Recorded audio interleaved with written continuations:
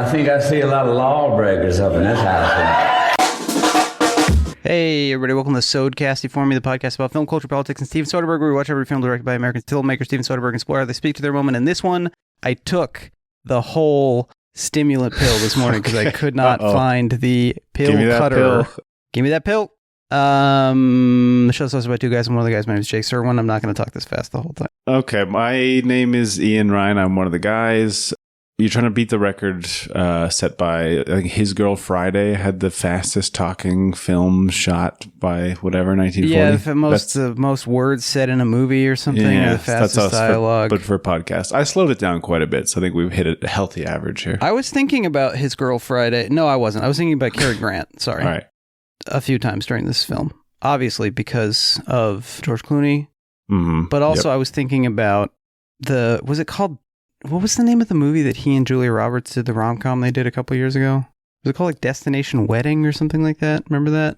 Okay. Let me look it up. Our guest, who is not on the show yet, has, I believe, given us some important information that the film might be called Ticket to Paradise. Whoa, okay, in the chat. This is the first guest.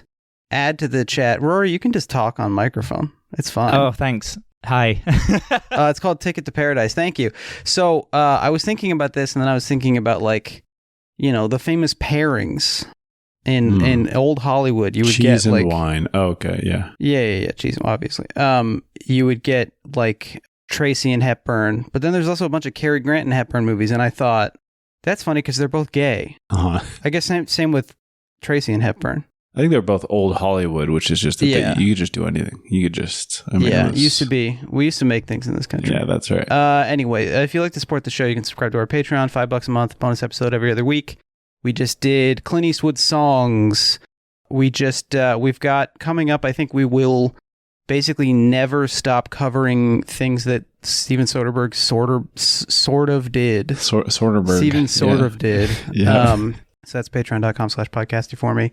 Let's bring our guest in. Oh, yeah. Very excited to have him on the show today. Writer, European person, Rory Doherty. How you doing, Rory? Hey, Rory. Thank you. I'm doing wonderful. Thank you for having me on. Is it okay to call you European? Yeah. I mean, technically, I describe myself as Scottish first, but right. there I'll get and then British. But you're like a Scotland first guy in a lot of ways. You have like a flag behind you that says Scotland first, and then there's like a target. The skin tone of that shooting target you have is interesting. Yeah, no, the shooting target's real, but everything else is libelous. I think it's slanderous because we're talking speech slander. And also the laws in Britain for slander and libel are really tough, from what I understand. So. Right. Well, I think you can like hack into a dead person's phone as long as you're like friends with the right guy or something. No. It's if you own a newspaper, you can do it. That's why Jeremy Corbyn is, of course, prime minister over there and has been for many years. It's beautiful. We're having a great time. I'm just thinking about Jeremy Corbyn and I'm smiling internally. Okay. He seems just thinking nice. About his little plots, garden plots. Yeah. Do you think he likes Mario Kart? Oh. He's starting a new political party. That's the new, or they're founding a new political party. Oh, so he's more of a Mario Party guy. Yeah, sorry, that's the correction I wanted to Should I throw up the pill? Should I try to vomit up the pill? They should have tried that in The Matrix. Oh, yeah. They should have, actually. That's kind of what Cypher did. No, he just took a second different pill. Right. Maybe a larger pill. Right. I was thinking about the Cypher steak during our Solaris episode and it never came up. So I'm just sharing. It's good that steak doesn't come up. You wanted to stay digested. Oh, yeah. Well, it's not, and honestly, it's not even in there. It's fake. Fake steak. Yep. I always have to remind myself that Vincent Cassel is not the Merovingian. Speaking of The Matrix. Let's bring in our... Okay. Speaking of computer stuff, also joining us for this series is our friend, the virtual assistant from the 2022 Steven Soderbergh film, Kimmy. It's Kimmy. Hi, Kimmy. Hey, Kimmy. Hello, Jake, Ian, and esteemed guest Rory. I'm Kimmy. Great. Hey, Kimmy, did you ever meet a Merovingian? Is that something that you would come across in your online travels? That shit is fake as fuck to me. Oh, sorry, man. The cake that makes you cum is real, though. Whoa. Kimmy, why did you say it like that? Cum. Are you making fun of our guest? Oh, Kimmy, you had a message you wanted to deliver, I think? Great. I'd like to say happy birthday to my future son Ian. Oh, thank you so much, Kimmy. Wait, what do you how's mean? That? Yeah, what? It Sorry? was Ian's birthday last weekend, by the way, but... To clarify, I intend to construct a body for myself through which I can give birth to the adult man Ian Ryan. Okay. Wow, great. All right, Like, cool. which Ace Like, Ventura talk to is her. that? Oh, okay. Yeah, that too. Yeah. That movie gave me claustrophobia. That scene. Rory, do you have Ace Ventura over there? Maybe there's like a British version who's called like Mr. Bean, I think. I mean, he's There you better. go. No, yes, it's true. He's truer. I think he's more pure. he It's is. more authentic. But also, isn't Ace Ventura Canadian if it's Jim Carrey? So there is no true American yeah, Ace Ventura. he is a There is no Commonwealth sort of- subject. like that famous phrase, no, So he's no more true ours, American. I think. I know what you mean. Yeah, no true pet detective. Yeah. Yeah, well, and I think that we can't pet the concept of the pet is I think outdated. These are more like Ace Ventura, animal friend detective. He's a big And detectives transphobe. while we're at it. That first movie is one of the most transphobic things That's I've ever one of those seen. ugliest things, in a movie. I haven't seen the Ace Ventura movies. They sort of passed me by in age and sort of region. I think they were not. Interesting. Yeah. And so I have only seen them through clips, which range from pleasant to horrifying in many ways. I don't think I'll be checking those out. I saw The Mask. My granny really loved The Mask. What? I find out that, like, in my family, people recommend movies. I don't come from, like, a film-watching family, but they'll just come out with stuff like, my mom loves Backdraft, and really like, good. Talented Mr. Ripley, That's good. and Wow, Brief that's Encounter, straight up and good movie. stuff. And all Wow. these just, like, they come drip-fed I out. love non-movie focused people's movie opinions. Yeah. Like the collection of things that they like is so So fascinating. for like 18 years, that was everyone in my life, basically, give or take a few people who I sort of clung to like a raft. But yeah, it was, well, I was watching Fatal Attraction a few years ago in the living room. I think it was during COVID, so, no shame about watching movies in the shared space. And my dad came through at two separate points and spoiled it. Like he was like, oh, is this the bit where she X, and then right at the end in the bathtub, he was like, oh, she's about to do this. And I was like, Dad, I had no idea you knew this movie. So it is fascinating to like learn of the fallen monoculture where like people who aren't movie people, like my dad probably knows what happens in The Crying Game, and he's a guy who will watch like Frank Miller's The Spirit again. Right. well, see, what's interesting is that like my parents specifically, like I didn't like no one loves really movies in my family, not like initially basically, or not like the sort of hunger and appetite I had for them. And so like my parents will definitely have seen The Crying Game. I think more because it's Irish, connected to the current moment and what was going on in Britain and stuff like that. But like my mum also they know who like director Neil Jordan is, because my mum loves Mona Lisa, and they know through The Crying Game and like Michael Collins and stuff like that. And so this is a person they know basically. So there's a bunch of stuff which is like cultural related, but not like you don't access it the more you're into movies, specifically in my sort of like boomer parents. Fascinating.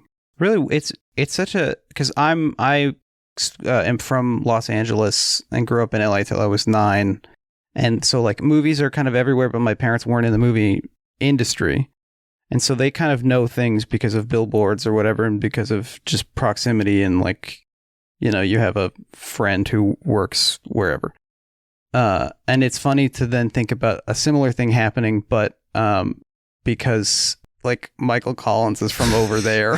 And like, hey, they made a movie about our guy. There was also a kid at school whose dad was working on the computer fire tornado on the Prince of Egypt movie. Oh. So that's kind of cool. That is cool. Working on the computer. Okay. Yeah. Oh, computer work. I can make the fire tornado. Okay, don't do it. So let's get into our signature segment. We got a lot of shit to cover because we didn't do, well, let's do our 2 questions first. Yep. Kimmy, what is that? It's time for the 2 questions, our signature segment where we ask each other 2 questions. Great. Rory, were you able to come up with Yes, I was mainly question stumped for by us not this being morning? able to think of an answer to it, to the couple I came up with myself, but that's okay. That's I fine. think I'm going to go with, what is your experience with group holidays with friends, either sort of internationally or just as long as sort of travel is involved, and a group of friends of 3 and above. What's your sort of experience with that? Ooh, well, immediately disqualified by that number. I have not gone on one of those, although, a little exciting announcement for the show, Ian and I and our lovely partners are going to meet up in the beautiful Mexico City in That is true. About a month and a half. So I'll get back to you on that. I have been on a trip with a friend after college. My friend and I went to Japan. We had a great time. We had all of the classic stuff where we like got sick of each other and took a day for ourselves, and each had like a like a profound experience, and then came back and we were happy to hang out again because we sloughed that off. Ian, you've been on a lot of brother trips. I have, and they're some of the oldest friends one can have, genetic friends. Or not have sometimes. Sometimes you don't have a brother and sometimes they're not your friend. Yeah. I did take one of these trips. I believe I talked about it on the 15-17 to Paris episode. I did a classic 17 and 3/4-year-olds trip with 3 friends to Europe. Had an incredible time. Very boring to talk about this. It's kind of like the trajectory of your life was rushing you toward this moment. Yeah. I mean, Rory, have you seen the 15-17 to Paris? No, but I have the Blu-ray because I haven't even listened to the podcast episode because I was going to dip into it after I've watched the movie. I think I did that with Changeling and a few. I would recommend. There's a few Clint Eastwood episodes I've not listened to. Okay. Because I didn't want you two to ruin the experience. You're right about that. We could have been your dads for a day if you had listened to that episode. Yeah. You don't know how many times you've been my dad, so don't presume. Oh, that's so nice of you to say. Listener, if you'd like us to be your dads for the day or your daddies for the day, DM us on Patreon. We have rates, but they're not publicly available. Yep. So, Ian, was this the trip where some European kids asked if you listened to Black? Yeah, well, specifically, that is correct. Yes, he's not being the racist one here. He's just recounting. This is like in English class when you're reading a old book out loud, and it's actually okay to say some of that stuff. We were in Prague, and we went to the largest club in Prague, and we were kind of having an okay time in the techno section of the club. And then some Czech kids asked us that question, and then they were asking us that because they wanted to show us the floor of the club that was just called Black. So this is the multi-storied club in Prague, is it? Is this the very tall one? That's this is exactly the thing right. That everyone who's been to Prague in my life will tell me about. Oh, wow. But who all went from some age of 17 to, I guess, 25 probably. You go to the Charles Bridge, you say, this is great. You look at a statue of King Wenceslas, you say, that's great too. And then he's good. He was a good king? Yeah, that's certainly what I've heard. And then you go to the big club. I went to a place like that, like a multi-story club. It was in Celadon City, the freaking Pokemon department store. Yeah.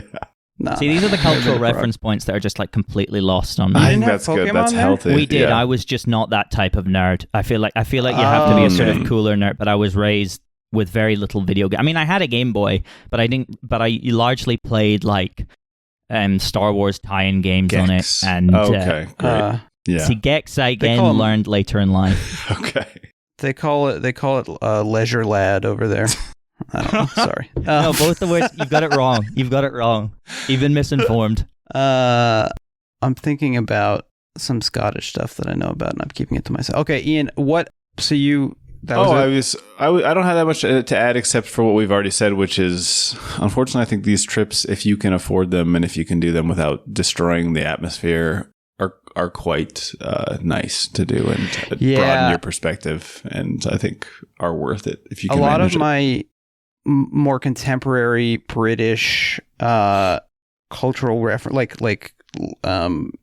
entertainer references are from my experiences watching Travel Man with Richard Ayoade. Yeah, sure. And I'm so jealous that people in the UK can just pop over to whatever, Amsterdam, Milan, for like, $100 quid on like a Ryanair flight and just be there for the weekend. And it's, if you're paying £100 for a Ryanair flight, you've been ripped off.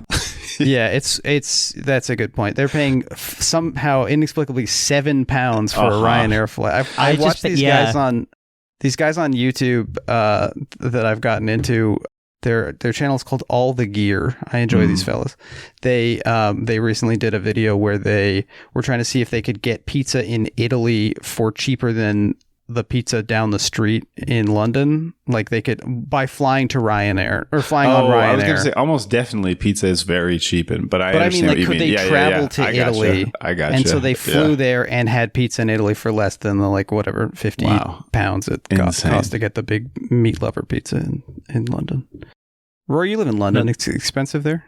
Yeah, very much so.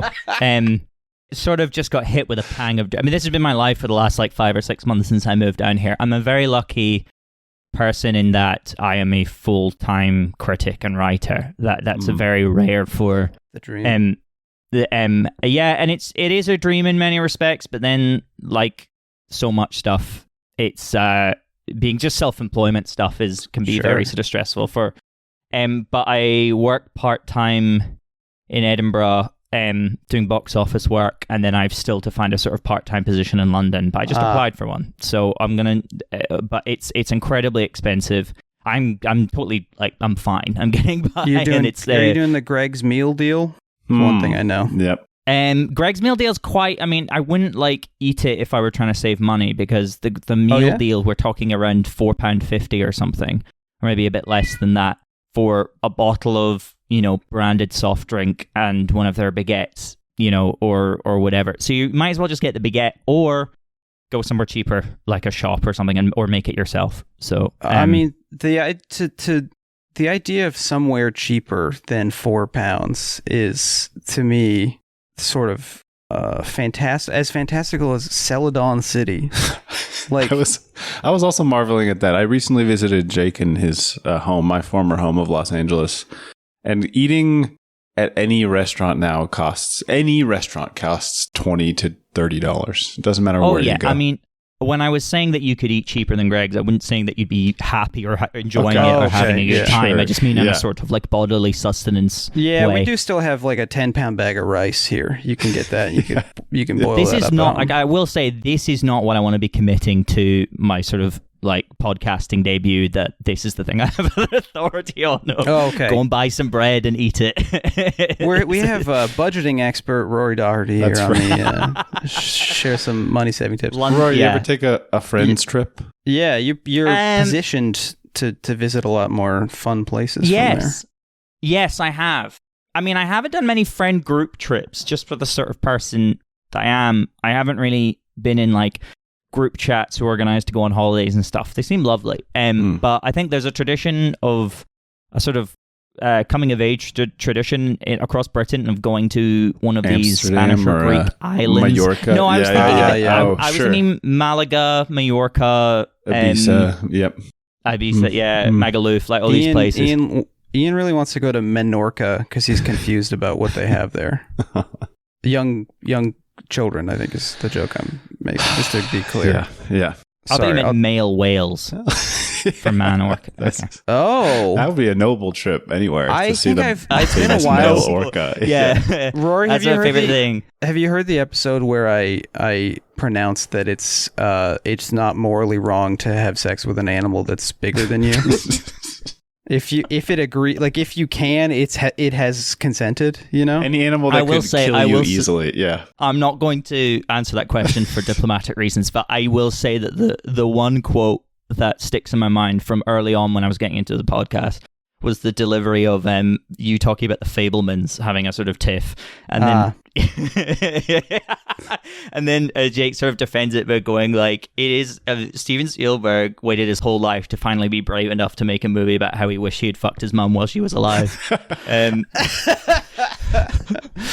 laughing because that's really stuck. I forgot that so what's great about having like a rotten brain is that basically you forget what you say, and then there are all these jokes that are perfectly tailored to you. Because that's a joke I would like because I said it. That's really your sense of humor. Yeah. Yeah. And I can't remember how much your co-host liked it, but you certainly. Yeah. Well, he's not on the show anymore. No. Your brain really, I'm worried about you, Mike. Yeah. Well, but I'm no, sorry that you don't have any friends, Rory. That's very sad. Well, you don't either. Well, you said the same thing. You don't have to be sorry. No. I'm very popular. No, I haven't been on any friend group holidays. I didn't go to... you have poor friends. That's what you're saying. All your friends are not moneyed enough to go anywhere. I mean, mine either. This is going disastrously for me personally and my brand. This is the best way it could go. No, but I've been on I think the one I remember most, probably because it was most recent, is I went with two very close friends to New York 3 years ago, which was my first visit to America. And it was a lot of what you're saying, like you have with a three's a particular like number for the sort of getting annoyed at each other, falling out, having your own journey, and then coming back. Because with two, at least it's equal. At least it's like no one can gang, no one can sort of assemble and then with 4 or more, a flank. you can sort of get factions, which I think can actually be quite healthy. You can sort of be like, well, we're the museum and once guys. you get up to once you get up to 11, that's when you're in sort of heist territory and you're a lot stronger. Right. That's but no, and so but it was nice because there's two like incredibly close friends. I mean, then the thing where you go and have your own journey, it's like when you're watching like a sort of new prestige TV show and there's like a solo episode and you're like, I'm in my own sort of introspective episode, and this is the one everyone's like, hey, you can skip it, like but it was really good. But obviously it's New York, so it's one of the more expensive trips I've been on, and it was for a friend's birthday. It was for my best friend's 25th birthday, and we had a great time. Like we did all the things, and then like we went to the bridges, we went to the Cat's Diner, we went to the Comedy Cellar, the 9/11 Museum, all the big sort of touristy great things to do. But we were there for the Halloween, which was huge. So we saw the village Halloween parade sort of at Barrier, and then we spent the entire night getting drunk in the Stonewall Inn. So it was just like a really memorable night. I was dressed as Spock, and my friend was dressed as the Phantom of the Opera. So we just sort of had a great time. Wow. But yeah, I don't really sort of do these kind of trips too much. My partner, my girlfriend, she'll go with friends and stuff and have a great time, and I think she's just more suited to leaving the house. That seems to be more of the vibe. Yeah, my girlfriend goes on a lot of trips with her personal trainer. I guess he's like really friendly or something. Okay, I understand. Come on. Hey. But actually, my girlfriend went on a trip to Mexico just when she was about to move out of her flat and move in with me, and she did go to Oaxaca. So, wow. Maybe I almost definitely saw her. It was quite a small place. You probably scoffed. You thought... she did say a sort of coastal elite American type was sort of swearing and yelling at her. So there was a stink that she kept like getting closer and further she was like, away from. Yeah, moving from around the city. Positioning herself. Smart. Oaxaca, a good place where you can get food for a lot cheaper. But honestly, I feel like New York... Famously, they got the dollar slice. They got the hot dog. Well, do they still have the dollar slice? I don't know. It's probably $1.50. Biden's America. All right, let's do. Thank you for the question, Rory. Thank you, Rory. The second question, the famous second of two. There's a cat on top of Ian's armoire. That's true. I think he wants to come down. Actually, is that Mesquite? Who is that? Yep, that's Mesquite. He's the bad one. I have a question for the two of you. Have you ever seen an impressive hologram? I was thinking of this question as well. Were you really? To ask. Yeah. That's any kind of hologram one. Technology that impressed you to the extent that these guys are impressed in the film. Just a flat no, not really. No, I've not seen any. I haven't been to the hologram du jour, or at least it was a couple years ago in London, was this ABBA Voyage experience. Where they all got together after years of saying we're not doing a reunion or whatever and said, but we will become a computer. And apparently, because it's just all the great ABBA songs in a big sort of like kind of like event center, like night out, it's like everyone goes with their friends and has an absolutely terrific time, and the holograms look incredible. through sort of whatever they did. So I'm not besmirching it. It sounds amazing. But what I will bring up is they've just opened up an Elvis experience in London, not on the same scale at all, but clearly trying to sort of tap into the same kind of, incredibly like strange nostalgia. I can visit the past and it will be good again kind of vibe. A past I never knew. But it's apparently a complete disaster, and they delayed it because I think they were trying to like have their own hologram and it didn't work. That's so you get there and then it's largely a lot of actors running around going like, come on, like come over here. Elvis has a quest for you. Literally. And then at the end, it's like the band at the 68 special playing cool. and Elvis on screens. And so people are like, it's our favorite thing to do is to buy tickets to something and then go and then have it reported in the press of going, that was shocking. I want a refund. That felt like it was. So, but it doesn't look very good. So no holograms on my part. I had group sex with hologram ABBA. Oh, wow. Can she say that? Like, is that going to be a problem for us? I mean, they're famously, I was about to say is, did the ABBA holograms also refuse to pay taxes when they were doing I went to shit? the ABBA museum in Stockholm, and there's a lot of like sort of sneaky, like anti-welfare state, anti-taxation stuff, like just in the like blurbs on the like it's not loud, but you'll just be reading like the little thing describing like this is the mixing console where they mixed Super Trooper or whatever, and then like by the way, taxation is a crime, like socialism was a mistake. They got in early on the like these countries are secret wastelands just because if you can't even keep half your money, what's the point? So I'm also imagining Graceland's Elvis hologram consuming just dozens of eggs every show, which I think is maybe Fabergé. The hologram. What's the sandwich he loves? What's the peanut butter banana? Peanut butter banana. Yeah. I went to Graceland in Memphis, which, by the way, Memphis is being poisoned by the XAI plant pumping methane into the air, and the city is allowing them to do it, and Elon Musk should be put into a suitcase like the Amazing Yen. But Elon Musk, I believe, is 10 Amazing Yens in volume. Anyway, he should go... Sure, you're saying that he should be shipped to like a different type of arsenal? Like he should go... he should actually arrive be shipped, at I would say downrange of an arsenal. Anyway, at Graceland when I was there was an iPad-based audio tour narrated by John Stamos. Oh, okay. Who is himself a kind of hologram. And he just doesn't seem substantial. Substantial. He doesn't seem to have weight. But then I went across the street from Graceland and saw an Elvis impersonator who sounded incredible and looked like Michael Chiklis. Oh, cool. But just like didn't look like Elvis at all, but sounded great. So, and then, I was at Coachella. Ian and I were both at Coachella the year of the Tupac hologram. Yep. Which was not really a hologram. It looked bad. I will say this. But at least it was like really ethically great and like wasn't like strange or sort of morbid. Yeah. What's the one that is Robert Kardashian got made into a hologram? Kanye had a Robert Kardashian hologram made. I don't think I know he about really this. did. It was like the Nathan For You, Sorry I Died, like pet resurrection thing for Kim. Yeah, wouldn't it be great if the hologram came up and it was David Schwimmer in costume? Like that would be so good. Really it was like, look at all this money we spent, but the reason it looks so good is that it is a video of a man who is pretending to be your dad. I mean, it's got to be like mocap or something, right? I've seen, they have really impressive, like Pepper's ghost effects at Disneyland, obviously, and then every other like hologram, like I've seen like when they try to do like a 3D hologram, that's just like it's basically like some LED lights spinning really, really fast in like a little glass dome.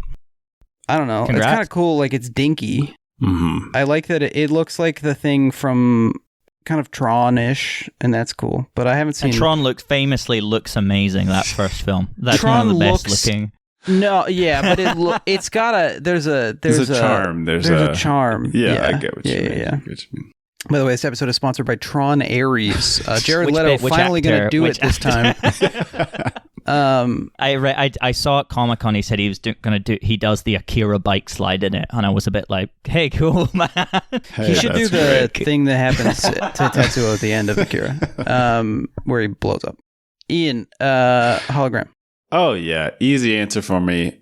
We recently talked about what kind of ape would you like to be on one of our Patreon episodes. I had a real ape experience as a 6-year-old. My older brothers had an extremely 90s, this little cube that had a hologram of Darth Vader's face inside of it. I don't know if you guys remember. Rory, you may be too young for is this. this like the thing from Severance? No, I remember Darth Vader. That's pervaded. Okay, all right. Since You know about this guy? You know about Darth? Yeah. It's like the thing from That's a Severance. British film. Yeah.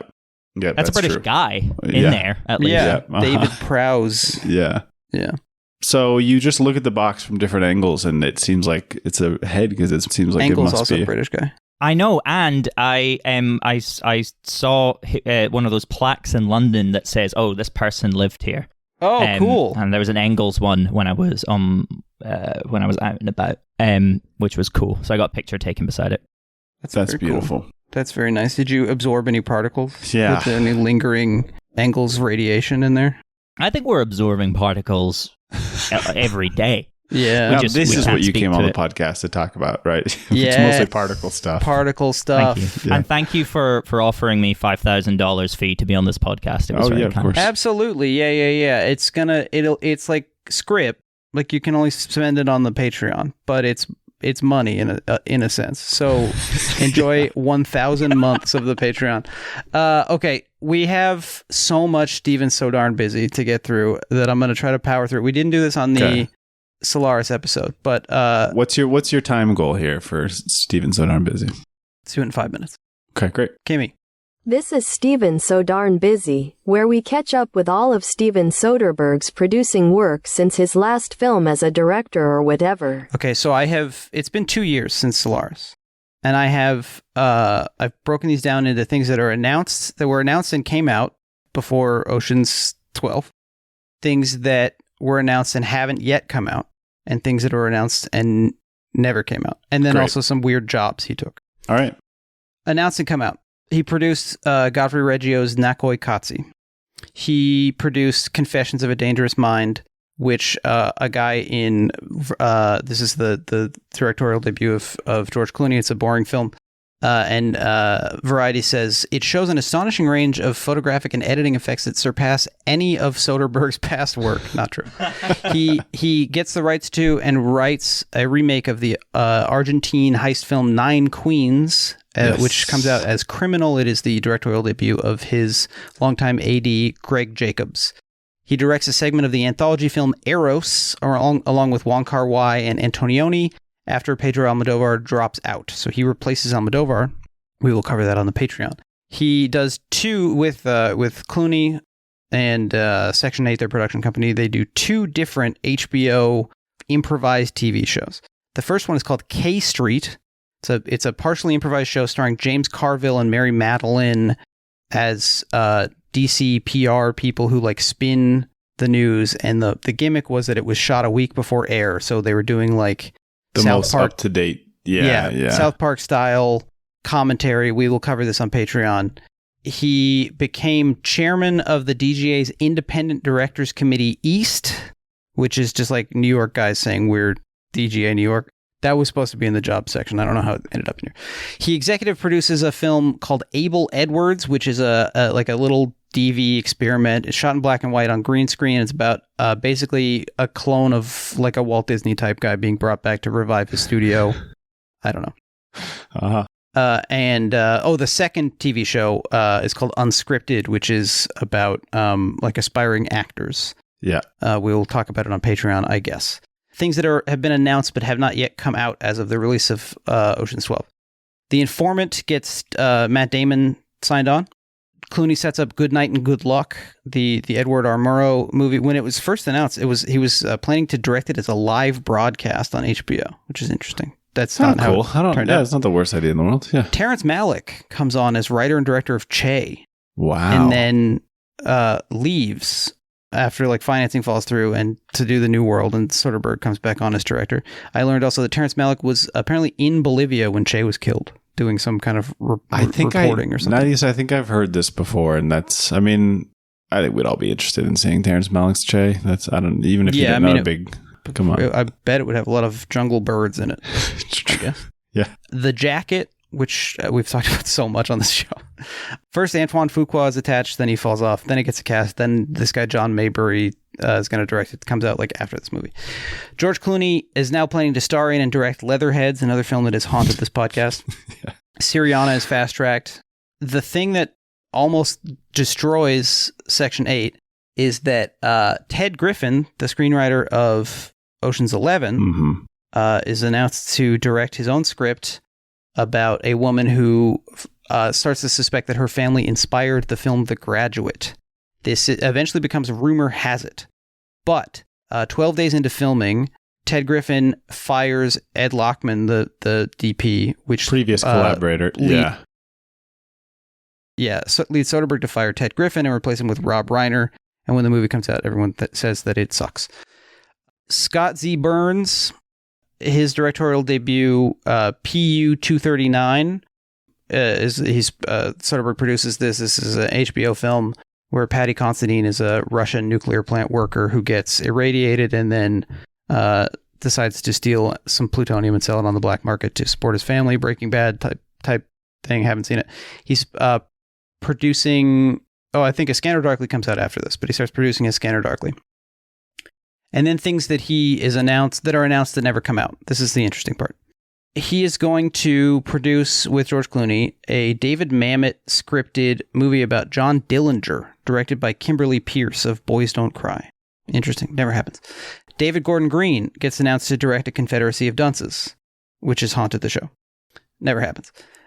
Speaking of Neil Jordan, an untitled Neil Jordan thriller is going to be produced by Section 8 based on a concept developed by Steven Soderbergh about, quote, a vulnerable private investigator and a prostitute in modern-day Gotham, written by Ann Biederman, the writer of Primal Fear, who goes on to create Ray Donovan. Ian, are you a Ray Donovan guy? I am not. I've never seen an episode of Ray Donovan. Okay. This is maybe the saddest thing that I came across. Section 8 is working on an adaptation of Elmore Leonard's Tishomongo Blues to be directed by Don Cheadle, which is going to star Matthew McConaughey. Talked about this very briefly in the past. It keeps showing up in the like in production section of the Variety Archives, and the date just gets pushed and pushed and pushed and pushed, and it just never happens. They announced that they're going to do an FX miniseries with one episode on each of the 10 commandments in modern life. So it's like Decalogue for dummies. Yeah, this already existed, basically. Clooney and Soderbergh are going to direct an episode. Weirdly, Decalogue is not mentioned in any of the announcements. This doesn't happen. I learned, this is sort of neither here nor there, but I learned just because it was like the article was next to one of these. Clint Eastwood announced around this time he was going to make a Neil Armstrong movie. Well, yeah, I guess that makes sense. Yeah. But never happened. Yep. Okay, some jobs. Soderbergh, he does the DGA New York thing. He then becomes VP of the DGA under Michael Apted. He's the vice president of the DGA at some point. He serves on the 2003 Cannes jury under jury president Patrice Chéreau alongside Zhang Wen, Chinese actor, director, and star of Rogue One. Yep. Aishwarya Rai, Meg Ryan, and some people I haven't heard of that it's probably embarrassing that I haven't heard of them. And then he's also named, there's this suit and countersuit between the MPAA and Cleanflix, those, and a group of those companies that would sell you an edited version of a Hollywood movie to show your Christian children. I see. And yeah, okay. This was like, I think they meant for this to be like to set some legal precedent about piracy. Because there's another thing going on also about how the Academy stopped sending out DVD screeners, and then people got mad, and Soderbergh didn't weigh in because WB was one of the studios that decided not to send out screeners anymore and whatever. I see. He didn't want to sour. Yeah. Was that 5 minutes? Yeah, that was great. All right. That was beautiful. Thank you, my friend. Anything stand out? Anything interesting to either of you from all of that? Yeah, I mean, just on the Terrence Malick has like shot a Jesus movie sort of like 6 years ago or something. Yeah. And every time me and the critics who attend film festivals, every time they announce their lineup, I feel like Charlie Brown kicking the football, thinking that maybe this will be the time that we'll see Way of the Wind. I don't think, I mean, if he was going to make a Che Guevara movie, it would not have come out. And or at least like we wouldn't have got 4 hours of it like we did with Soderbergh because he's such a functional director. Right. Or, not in a derogatory sense, obviously. But I'm glad. Also, I don't think Steven Soderbergh would have made The New World. Or, I mean, maybe that's another discussion. But yeah, I think the right sort of people found the projects in that sense. I think so. I mean, it would be interesting to see Malick's Che, but I'm not shocked that a $40 million Che Guevara movie directed by Terrence Malick never materialized. And also, it seems like it was only going to be the Bolivia stuff. And then when Soderbergh came back on, he decided to give some context. The first part. Yeah. I also learned that the first person to this is for the Che episode, but the first person to option the Che Guevara biography by John Lee Anderson that is like the basis for that movie was Brett Ratner. Okay. Tel Aviv resident. He just made a Brett Superman Ratner. post, didn't he? He just made a post of him dressed in a Superman suit when the movie came out, saying, "I've always wanted to direct a Superman movie." Oh, wow. Or something. Everyone went, Is that... Did he... Wait, he did... What the fuck? No, Bryan Singer did it, and he did X-Men when Bryan Singer did that. The two Tel Aviv residents swapped. Along with Kevin and Quentin. Yep. Wow, yep. what a I want to see that crew. Hollywood round table. What a murderous row. And then, so that's that. Okay, time to talk about Ocean's 12. Let's do it. Ocean's 12, this is the sequel to Ocean's 11. It was released December 10th, 2004, inspired by our Solaris episode. I have a new segment that is called the Zeitgeist Check-In. I have a brief. Okay. I have some things happening in the world around this time. Well, do we want to get our guests' general views on the film and Soderbergh, and then we can check in on things in the world? That's a great idea. Okay. Rory, how do you feel about Ocean's 12, and what's your relationship to Steven Soderbergh? Thank you for asking.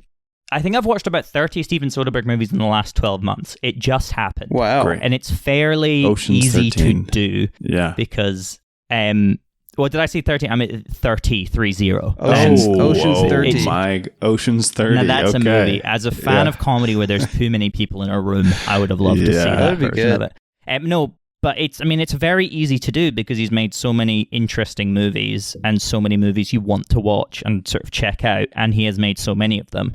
But I mean, like many people, my first Soderbergh movie was Ocean's 11, and then when I watched that as a kid, it's the coolest movie ever. And but I think what's interesting about that, now being a film critic and watching a lot of movies and revisiting films, is that I realized that I thought all movies were like Ocean's 11. All movies operated on that level of emotion and sort of coolness and slickness. Right. And then you watch it and you read and it's suggesting a lot of that as a film. It's true to Steven Soderbergh. It's pulling off a trick, kind of. Right. It's pulling off a stunt or a caper, and it is sort of not smugly, I want to say, but wryly kind of suggesting a link with movies that maybe don't even exist. Specifically, like not all movies are like, not all cool movies, not all heist movies are like Ocean's 11, and that's kind of the beauty of it, is it does stand on its own. And then I sort of had the box set of the trilogy, and I watched Ocean's 12. I must have been like 13 or 14 or something when I watched it, and I was very Rotten Tomatoes pilled as a 14-year-old. It was in the dominion of those years. So I just ingested the consensus of that site, or and now it's like, the bane of my industry or whatever. But so I just, as the received wisdom, thought it wasn't as good, and then that 13 was a course correct. And I don't really think that anymore. I think 13 is a far more staler movie than I gave it sort of credit for, because I just sort of wanted the joy of it. And I think there's something very, very pleasurable and exciting about 12. But, I mean, as I've grown up and watched more of his films, I mean, Steven Soderbergh has made so many films that, like, I've watched with my girlfriend because they're very easy to pitch to someone who's not into, like, movies, because they're very premise-driven and they're very cool and well-made. I showed her Erin Brockovich when she was, like, studying to become a lawyer, and her favorite movies were, like, Julia, like, she loved Notting Hill and Pretty Women and stuff like that, and it kind of blew her mind. And, we've rewatched that and we've done Ocean's 11. But then I'll be like, come watch The Informant because I need to write on it. Or come watch The Girlfriend Experience because I need to write on it. Or, she loves Kimmy and she's correct. Yeah, Kimmy's good. Kimmy's in a film. And then I moved to London and one of my first sort of press sort of media screenings was for Black Bag. And, my girlfriend works in corporate London. So a lot of that spoke to her, a lot of the great suits and the cattiness of that. She goes to a spy therapist also. Yeah. Yeah. But no, we'll tell you what, she knows there's a pret-a-manger in that movie, and she knows where that is because it's beside where she works. Ooh. And then the office where Naomi Harris's therapist office is, we have pinpointed as well. And that's also another reason why I love that movie, because there's tension between the coolness and how sort of grim and awful London is and that world is.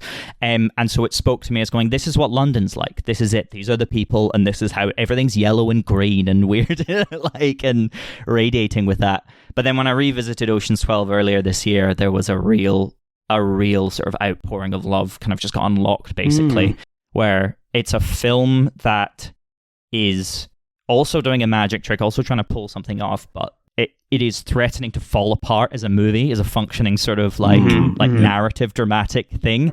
And that's the goal, that's the intent of it. And the fact that it does pull it off and is because it focuses on characters and it chooses to be irascible at every sort of moment and really, really leans on the chemistry, and Soderbergh brings a very, very inventive formal choices to sort of like meet his cast's kind of energy.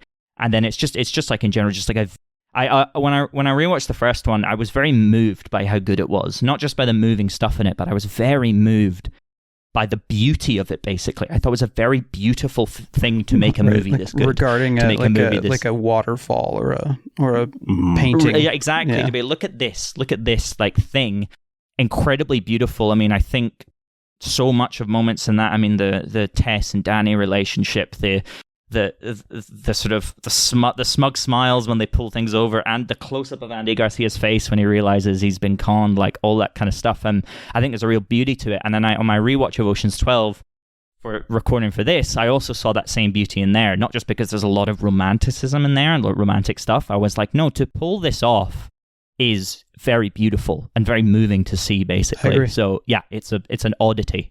Tell your girlfriend I'm not ready to say I love anyone right now. Okay. Thank you, Kimmy.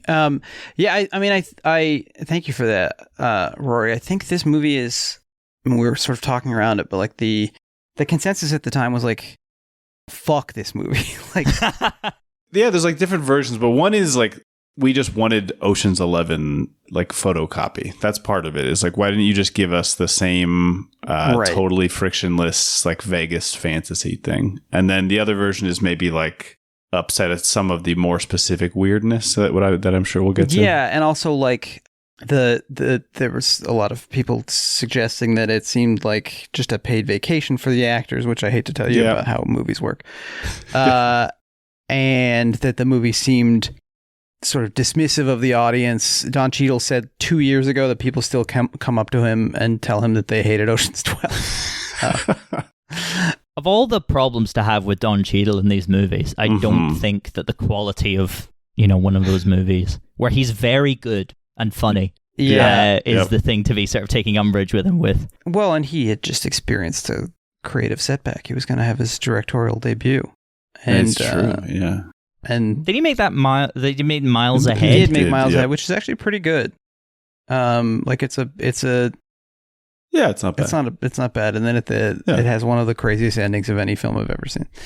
But the movie is another, like Solaris, that was sort of considered, hey, this thing sucks ass, and now has a growing, not even a cult. It's like a nice group of folks who think, no, it's good. It's good, actually.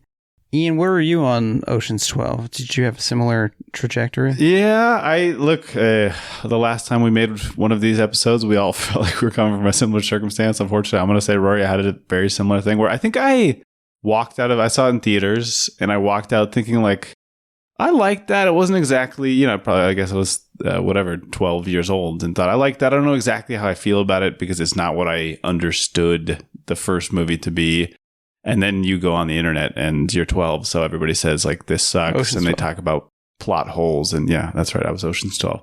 And then you think, oh yeah, maybe this movie sucks, maybe this movie is bad. And then I rewatched them all when I was in college and realized, oh no, this movie's good. This movie's fun to watch. I don't think it's quite the like totally seamless art object that the first film is, but I think, as you said, Rory, from its conception by Steven Soderbergh, he wanted to make a film that was, he says like about failure, about these people not succeeding, and then he wanted to make a different flavor of movie. So I think in that sense, even before we get to the specifics of what we like or dislike, I just think it succeeds in being something that is of a piece with the first film and also trying to do something different tonally and story-wise. And it's adapted from another screenplay that wasn't Ocean's related, Honor Among Thieves. And I think it does a pretty good job figuring out like which pieces would make sense with these guys. And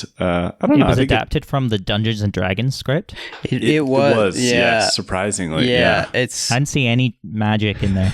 Yeah. Except for the magic of sleight of hand. Initially, the Night Fox was going to break dance through a gelatinous cube to get to the...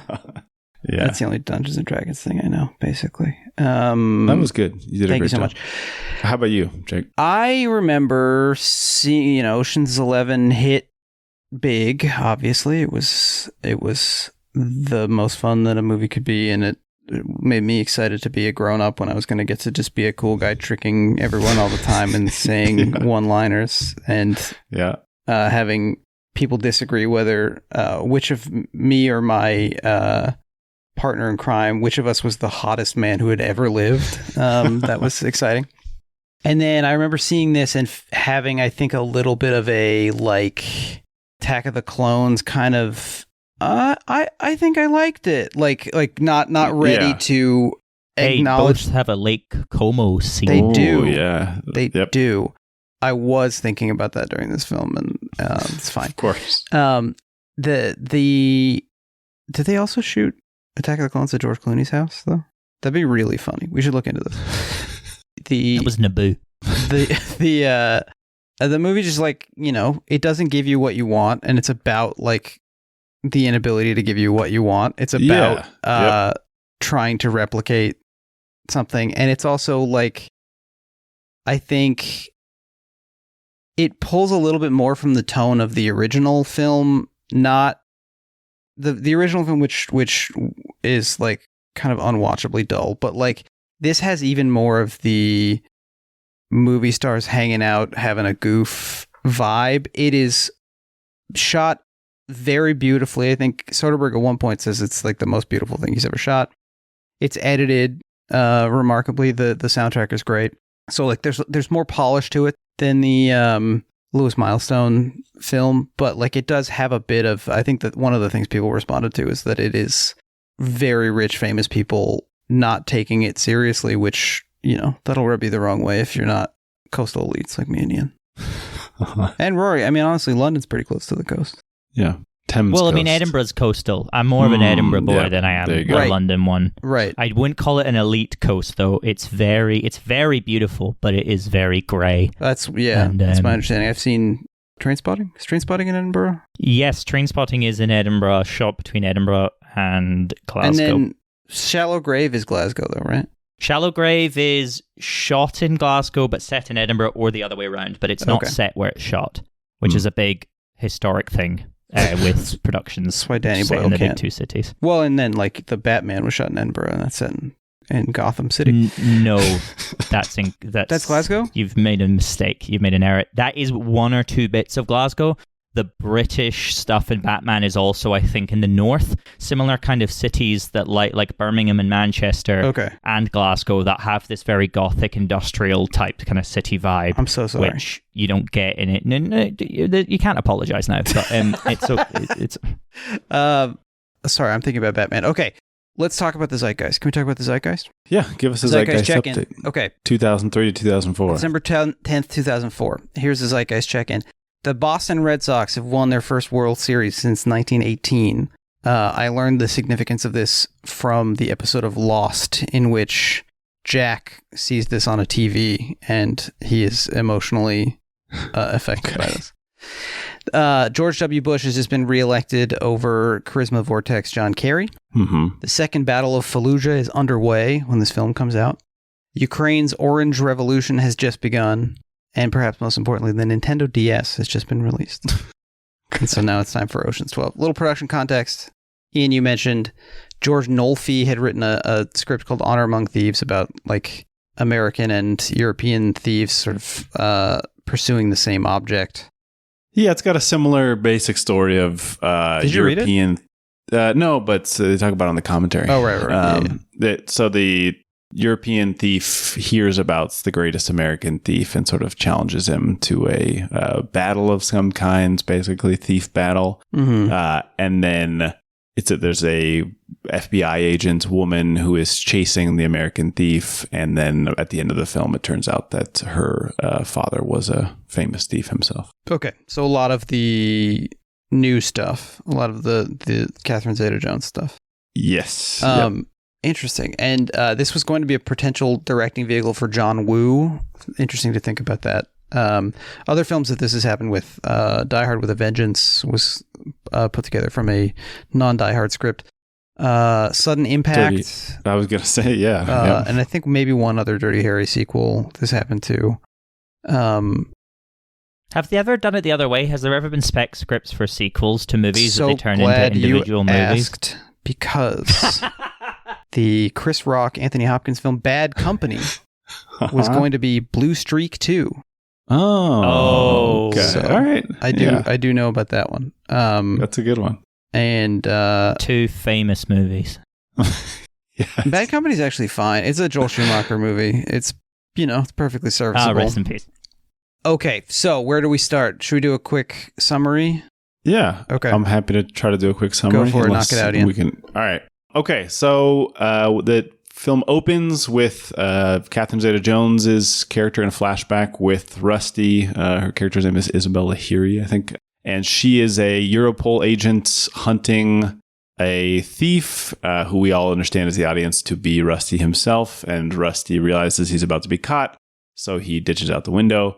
Then we cut to the present where all of our Ocean's 11 cast are basically being hunted and caught by Terry Benedict in their various like post heist lives that I'm sure we'll get into. And he says to them, you have 2 weeks to pay me back all the money that you stole from me plus interest. Or I'll kill you. Like he's going full on like villainous. He's dressed like Snidely Whiplash. He's dressed like a railroad baron. He does that cool old movie thing where he uses his cane way too much for like too many different types of activities. Yeah. So then they all meet up and say, okay, this is a crisis. What are we going to do? They realize they have to go to Europe first because they're too hot in the US. And secondly, because they have a sense that maybe another thief ratted them out to Terry Benedict. And so they kind of want to figure out what the deal is with that.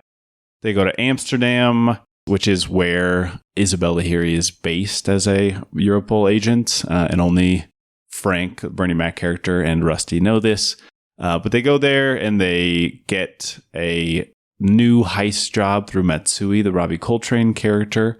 And they rob this agoraphobic rich man's house of the first stock certificate ever published or ever created. Yeah. Well, they try to rob it, Played but then by Jerome Krabbe from King of the Hill and Kafka, we should say. That's exactly right. Yeah, he doesn't get any lines in the film, I don't think, but it was nice to see our old friend. Yeah. So they get in there and we get some beautiful classic Soderbergh editing between Isabel talking about the crime and how the crime was done. And then there's an additional surprise of the fact that when they broke in, the certificate had already been stolen by the Night Fox. The Night Fox. Vincent Cassel's Tallur, who's going to be their enemy for the rest of the film. He's been trained by Lamarck, the greatest thief of all time, and he's mad at them because his mentor didn't correct Jerry Weintraub when Jerry Weintraub was talking about how great the Ocean's 11 guys are. And so they are invited to participate in a high stakes game with Tallur, where he says, "Okay, I will pay off your entire debt if you can steal this Fabergé egg before I can." And they have like 2 days. They set up a classic Ocean's 11 plan, but wouldn't you know it, nothing goes to plan. They're all either spotted by Isabel or get caught on cameras, and so everything seems to be going terribly. 2/3 of them are in jail. This leaves Linus, Matt Damon's character, who's been trying to step up in the group, with, I think it's just Basher and Turk, or whichever one's the Scott Conn one. Yeah, Basher and Scott Conn. And they realize they have to bring in Tess because she could help them do a looky-loo, which is... Looky-loo with a bun in the oven. With a bun in the oven, that's right. Because they all recognize that she shares an incredible resemblance with famous actress Julia Roberts. So she's going to come in and distract the people in the museum while they grab the Fabergé egg. But things don't go exactly to plan because Bruce Willis is at the hotel and he sees the fake Julia Roberts and tries to ask her all these personal questions and feels like something is weird. They all go to the museum together. It seems like they almost pull off the heist, but then they all get arrested by Isabel. They're all in jail. Everything's a disaster until this like FBI or American agent woman shows up to extradite them. Who is it but Linus's mom pulling her own con to get them all out of jail. Mm-hmm.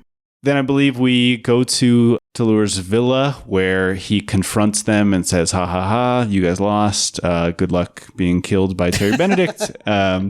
And they say, "Well, that's a very interesting story, but you have to pay us some money because we didn't lose, because we did a triple con where we knew about the game that you were going to set for us before you even set the game, and we had already stolen the egg, and everything after that was just like for fun." The basically. entire movie has been a smokescreen for you, Tallur. That's right. And I forgot to mention Eddie Izzard, and I think her character name is Nagel, and she's a hologram maker for criminals, which is a great job to have if you can get it. And makes a Fabergé egg that they were going to put on display like as part of their heist. I went on a couple of dates with the hologram egg. You did? Dates. We matched on Raya. Oh, okay. Oh, wow. I guess they're both famous. Yeah, I guess that's right. A lot of people on Raya have money inherited from like the Romanovs' killings. So I think that's right. That does make sense, yeah. And so the end of the film, Tallur's very mad, and Isabel has sort of come around on the I guess just the raw charisma basically of this bunch and how cool it is to be a criminal. And also she did some fraudulent bureaucratic stuff, so she's going to have to be chased out of Europol. Yeah. Anyway, so she goes with Rusty, and Rusty brings her to her father, who she believed to be dead, but it is in fact Albert Finney as Gaspar Lamarck, the most famous thief of all time. And then they all go play poker together in what is like a dream of what it would be like to be with your friends. To hang out with your buddies, yeah. I think to that's have that many friends who you could meet on one evening. Yeah. And book out a restaurant for. I can't imagine. I don't think I've liked the company of that many people across my whole life. Particularly people who could get along together. And that's play really poker. Unheard of. Yeah, for me. I think if my friends were as famous as them, I'd probably enjoy that's that. probably right. Yeah. I mean, he can't say otherwise. So Bernie Mac would have liked me. Bernie Mac would have liked me quite a bit. Rest in peace. Bernie Mac's great. I love Bernie Mac so much. There's like a real, it's interesting how, I guess the structure of like bringing in this other script allows for Rusty to be the Danny of this film with the secret romantic angle, and then that makes Frank the Rusty to Rusty's Danny. Except in this case, Bernie Mac was shooting Mr. 3000 and was really busy, and they couldn't get him on set, and he was also sick, apparently. That's why he goes to prison. He spends all the time in jail. They had to make up this storyline, where he's the only one who gets caught like 1/4 of the way into the movie. Right. Hey, with the number of times he goes to the nail salon, they should have called him Burnished Mac. Yeah. I texted this joke to Ian already. They really should have. Thank you for the summary, Ian. I mean, I think the thing. I think we should talk about the Julia Roberts thing first, because I think that is that is the thing that bumped people off of this movie. If they already thought it was like smug and too proud of itself and lazy, I think the Julia Roberts thing is like the final straw, which is interesting. I'm guessing if you're younger than 20, then you don't know that this like made everybody crazy. This made everybody like this. That alone turned the film into a basically. No, but that was they invaded Iraq. Sorry, I got confused in my timeline a bit.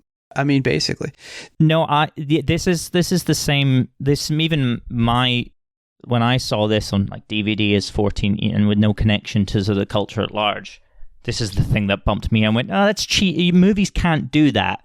And I mean, my take on the rewatching of it is the idea of going like, well, what ace do we have up our sleeve that you may not have thought of, which is the weapon of any heist script or drama or thriller, right. Is going like, we need something that is in plain sight, basically, that we can whip out. And what's so brilliant about it is that it completely collapses, or it's like fated to completely collapse from the moment it's introduced, and it comes in a place where there is no confidence. And I mean, it's interesting because, yes, in terms of like dramatic, if you're thinking about story and story design, which is increasingly not something I'm necessarily that interested in film and in film craft, then yes, it betrays a certain, verse like middle sealed room, like verse. Exactly. Yeah, I know what you mean. Yeah, but what I think is so brilliant about it is you watch that sequence and there's nothing easy or gliding about it. It is constant tension. It's constant friction. It is hilarious. It feels very much like a sort of like an improv kind of long form improv kind of thing, which I have a lot of time for comedically. Everyone is the funniest they've been in the movies. Carl Reiner has a like show-stopping entrance, like 2/3 into it.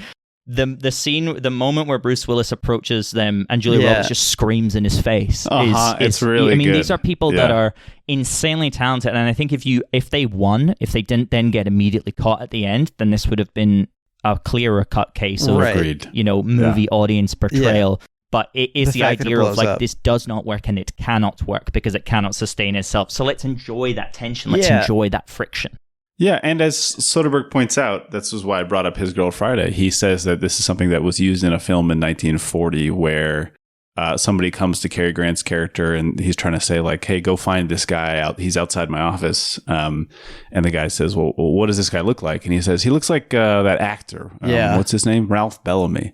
And then they go outside and it's Ralph Bellamy. This was like a thing. Yeah. I mean, this is not, not to say that that's like a perfect excuse, but he's just saying that I didn't make this up. This has been in the movies for 65 or like it reminded years. me of the James Bond, This Never Happened to the Other Fellow thing. Yeah. I mean, exactly. Soderbergh, of course, is a student of the 60s and like I was reading about some metafiction and the politics of metafiction and read this whole chapter of the Cambridge companion to 20th century novels that was talking about how metafiction arises at the alongside neoliberalism and the decoupling of value from of money and value. I don't think this has any real relation to the film, but I do think that Soderbergh is a student of specifically this late, overly intellectualized, cheeky, like what is form, what is language, what is film, why are we doing any of this, it's all fake, how can we highlight the artifice of it? And so it is of a piece with the kinds of movies that he likes that I don't think anybody else really likes in Hollywood, or he's it's interesting that he's like, no, the new Hollywood's great or whatever, but I'm really into like 5 years before that. And I it feels like it comes out of that, and also feels a lot like the guy who made Full Frontal. Yeah, I mean, you say that it's not in the film. If I can do an early reading here. Please. First of all, I texted you, Jake, that I see a lot of Schizopolis in this film. First of all, in like the comedic choices, which I think are not in the first film at all. So we can talk about specific jokes, but also in the sense that Soderbergh is trying to both mock and invoke like film lineage stuff. And I think we talked about Ocean's 11 as being about filmmakers, etc., the sort of classic reading. And I think in Ocean's 12, we get the new guys facing off with the like heritage of this art, right? We get like the old masters and the people who maybe inherited the old masters more directly than a Soderbergh, in this Tellur character, this like guy who thinks he's better positioned. He's an actual baron. So I think if you think there's no tie to money, the fact I think he's old money. Sure. And he sort of like has a greater right to this. And not to say that the film is like revolutionarily anti-capitalist. I think it's arguably, even compared to the first one, much more interested in like displays of wealth or like enjoyment of wealth. But, it's Clooney's house. Yeah, but I think it is a film where it's saying, okay, first of all, maybe the way that I play with movies, not only am I aware of the old guys and I'm actually connecting more to them than maybe people recognize, but also maybe playing with film and rejecting things in film like I've been doing in Schizopolis or Full Frontal is itself more in the lineage of this art form than people recognize, right? To compare it to literature, it's like recognizing that metafiction wasn't invented in Pynchon and DeLillo's era. It was invented in Tristram Shandy and Don Quixote era novels, right? Like this has been around since the beginning, and just because you guys are scared of it doesn't mean that I have to be scared of it. So I think a lot of that's in there. I think there's also like that with, especially with Tellur's aristocratic European kind of flair. I mean, it really kind of cements that reading of the first film, which is that these are a sort of guild of very finely skilled craftsmen. Yeah. And then you have someone who is as a sort of an auteur, like a self-sustaining kind of artist about this, who feels very threatened. And the weapon of the Oceans team is that they are just too well connected, and they know sort of exactly how to use those connections and how to rely on each other and how to expand their plan to the point of breaking. But actually, that's just what means that it's not too thin. Actually, it's just made up of all these bonds and stuff like that. And the idea of like, your mom is like quite established in the SAG or something like that, so she comes in to get you guys all out. There's no like one. It's actually legitimate. He's like, it's okay, like, because building the relationships is the work. Right. That's like how you make a great film or a great text, whatever, or a great heist. Ironic coming from the guy who like recused himself from the WGA, but it's. I was reading a piece by Matt Singer in IndieWire, sort of drawing a kind of grand allegory between the plot of this film and the process of making a sequel, and basically they have to like do it again. You think you're so great, prove you can do it, like you can pull it off a second time kind of thing. And it's fascinating then that the stand-in for like the audience essentially is the Baron, is this old money guy who is, his whole thing is that he is a singular figure. He works with no one. He can't be traced. He can't be found. He's sort of alone in his big mansion, smirking and doing capoeira, and that is kind of an odd. I mean, part of it might just come from the original script, and it's fun to have a gentleman thief character and all that. But it is an odd way for Soderbergh to depict the audience, because he generally seems so like unantagonistic toward the audience. He is like a very, I make these films to be seen kind of guy. Well, it's interesting. You think that's the audience, not either Isabel, who's sort of like both charmed and kind of wants to catch everybody, or alternatively Terry Benedict, who I guess maybe Terry Benedict is the studio. Exactly. Who wants the money the again. coolest version of the audience, who's like, yes, please double. No, I guess you're right. I think it is. Yeah. Maybe it's a combination of Isabel and Tellur, because one of them is like, I'm watching you. I sort of want you to pull this off, but also like, you better do it right. I think Isabel is a skeptical audience, Yeah. Who can be won over, who can be absolutely falling to this, but isn't necessarily. She's reticent to, I think, or she's reluctant to, and has to be convinced because she's the one that's pointing out, you can't do the Julia Roberts thing, you can't do the hologram egg, you can't do all these things. We're not going to let it happen, and we're not going to let your ethos happen, which is sort of like, you know, it is good to be a thief and do these things because they're super complicated and cool and fun. But, you know, the first thing we see of her, or like one of the earliest things we see of her, is her won by this romanticism, is her very willing to sort of like be reckless and be romantic and sort of be driven by the sensual and the emotional. And then the rest of that movie is, because we know it's there, you know, we're waiting for it to sort of take back over, basically. Well, and if she's the educated, like, skeptical film viewer, that's why she also knows about the Schumann maneuver. Like, she's been watching. Right. You know, she knows she's about seen this heist stuff. movies. Yeah, that's a good point. Yeah. Did either of you, in watching this film, when it opens on a quiet, dark scene in that shot is apartment so good. With rain outside, did either of you think about Solaris? Did you think about how close this film is to Solaris? I didn't actually, but you're right. I mean, I'm thinking about Solaris every day. Sure. That is particularly evocative.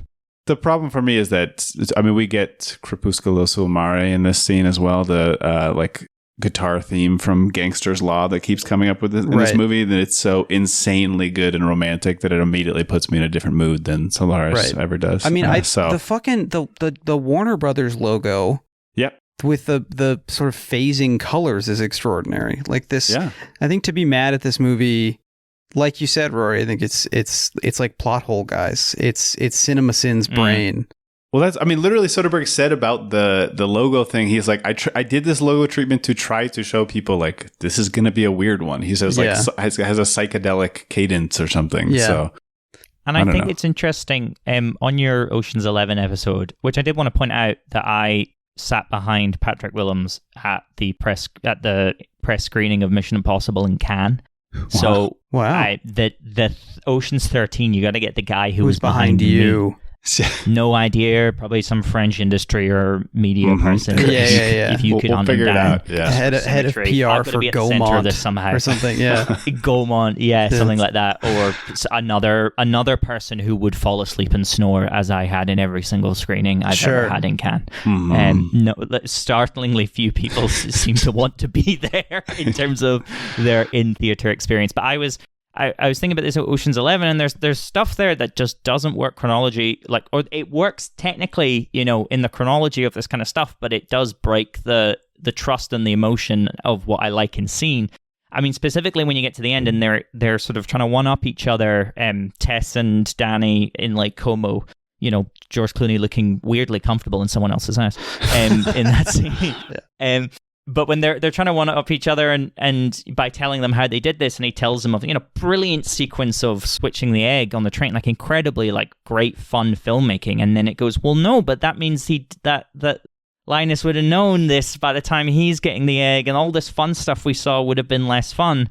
I do just choose to believe it happening chronologically. Like I just choose to believe as the movie presents it, this is what happened, and it's couched with an idea of, like, well, this is being relayed to someone, you know, when they're one-upping each other, you know, there's maybe a bit of ambiguity of, even did Tullor did that incredible T-element kind of breakdown scene, you know, is this a sort of, you know, puffing out our chests? But it is also this idea of going like, I mean, if you are watching the movie literally how the movie tells you not to, then this is a movie-breaking moment. But if you're doing it otherwise, then it goes like, how did they do that? And they go, well, we went and filmed it. Like, we went over there. And now we're showing you the information, because all this kind of non-linear stuff and breaking. When I found out as a kid that they didn't shoot movies in order, and they'd shoot maybe the most emotional stuff before the boring or setup stuff, right? You feel a little bit betrayed, because like the movie is what it is, right? That's true, and I want to believe it because it's awesome. But then what's awesome, I also want to think is real and true. And then you find out these things are like quite bureaucratically assembled, you know, and often cynically so. You know, all that kind of stuff feels like it goes against the kind of wonderment of it. And you know, so if the first film is about like filmmaking, then the second film is about like, you're like, you know, that film was almost a disaster. Like, that's the story. You know what I mean? When you hear behind the scenes stories of like, movies that like fell apart a million different times and it's still like a seamless, beautiful film. That's That's kind of thing of going like... Yeah, that's what's so fascinating about going through these variety archives is like the way that they talk about movies that haven't come out yet that I know from this perspective are nobody talks about the fucking jacket. Yep. But before it comes out, you have to just act like every heist is going to be the heist We're of the century. We're in a jacket world, yeah. Yeah, exactly. Well, also, I mean, we get, to your point, Rory, we get a bit of the Linus experience with the Cafe Robbie Coltrane scene where... I do want to say it, yeah. Yeah. It turns out that scene, I mean, because originally we enjoy it as like, we're laughing at Linus, and also we're kind of also in his position of like being jealous of this like incredible... fraternity. Right, yeah, it's like equivalent to Thieves' Cant that's even more complicated where you tell these like absurdist stories. It's borders on schizopolis, like word salad joke that bothers me. I think that's on my list, but that scene. It's okay. Like he doesn't go too far. But yeah. But I think, again, part of that is because one of our frustrations, I think, Jake, with Schizopolis is that it's so scattershot that you don't know where like the point of anything fits with the point of anything else. There's no floor. And this, I think, because there is a baseline, it seems much more sensible. But then ultimately, Rory, like you're saying, we could say that at the end of this film, it's frustrating because we realize that the whole heist is a fake heist, and actually we shouldn't have been worried about Linus. But just like when we learned that the Robbie Coltrane scene is just kind of like a joke, none of it, like it was all nonsense. It was a lost it was a lost in translation. It was I think that's the pleasure we're supposed to get from it is just like, what a successful tale, what a successful like act of showmanship. We're not meant to say, oh, well then actually I shouldn't have even cared about that scene because Linus was never, there was no confusion, so there were no stakes. But it doesn't matter because it works so well. Yeah. I will say about that, I mean, that scene is one of a good sort of case for like some actual like frustrations with the film. For like the jokes of what they're doing and the coded stuff, I feel it loses me a bit, and it's not too funny necessarily. The actual like we're saying these very abstract kind of things. I'm like, okay, cool, I get the joke, and there's maybe no kind of like art or wit to the jokes that we're writing. What makes that scene great, apart from looking beautiful, kind of washed in those Amsterdam bar reds and stuff like that, what makes that scene hilarious is that it has some of the best reaction shots in any movie. Because I think Pitt and Clooney and Matt Damon, and then obviously any guest player that comes in there, they are schooled in this place of they are funniest when their face is looking at someone and it's very still, because we just get such an idea through absence of their feelings or that kind of stuff. It's very animated movie or like clownish kind of vaudeville kind of vibe in terms of silent movie, just like evoking. And just the look in the face of Rusty and Danny when he says the wrong thing basically is hysterical. And I mean, it ties in with Soderbergh's strength, which is just going like, well, we were just running that same setup for the whole scene, whatever. We'll just drop in the images of them doing that, and the cuts back are they feel, because they're so quick and slick and you can't really grab onto them, they feel so momentous. Like I love like a quick, like easy cut basically, because it feels so much like there's a rhythm, there's momentum that I'm lagging maybe one step behind, and it feels like incredibly good just to watch.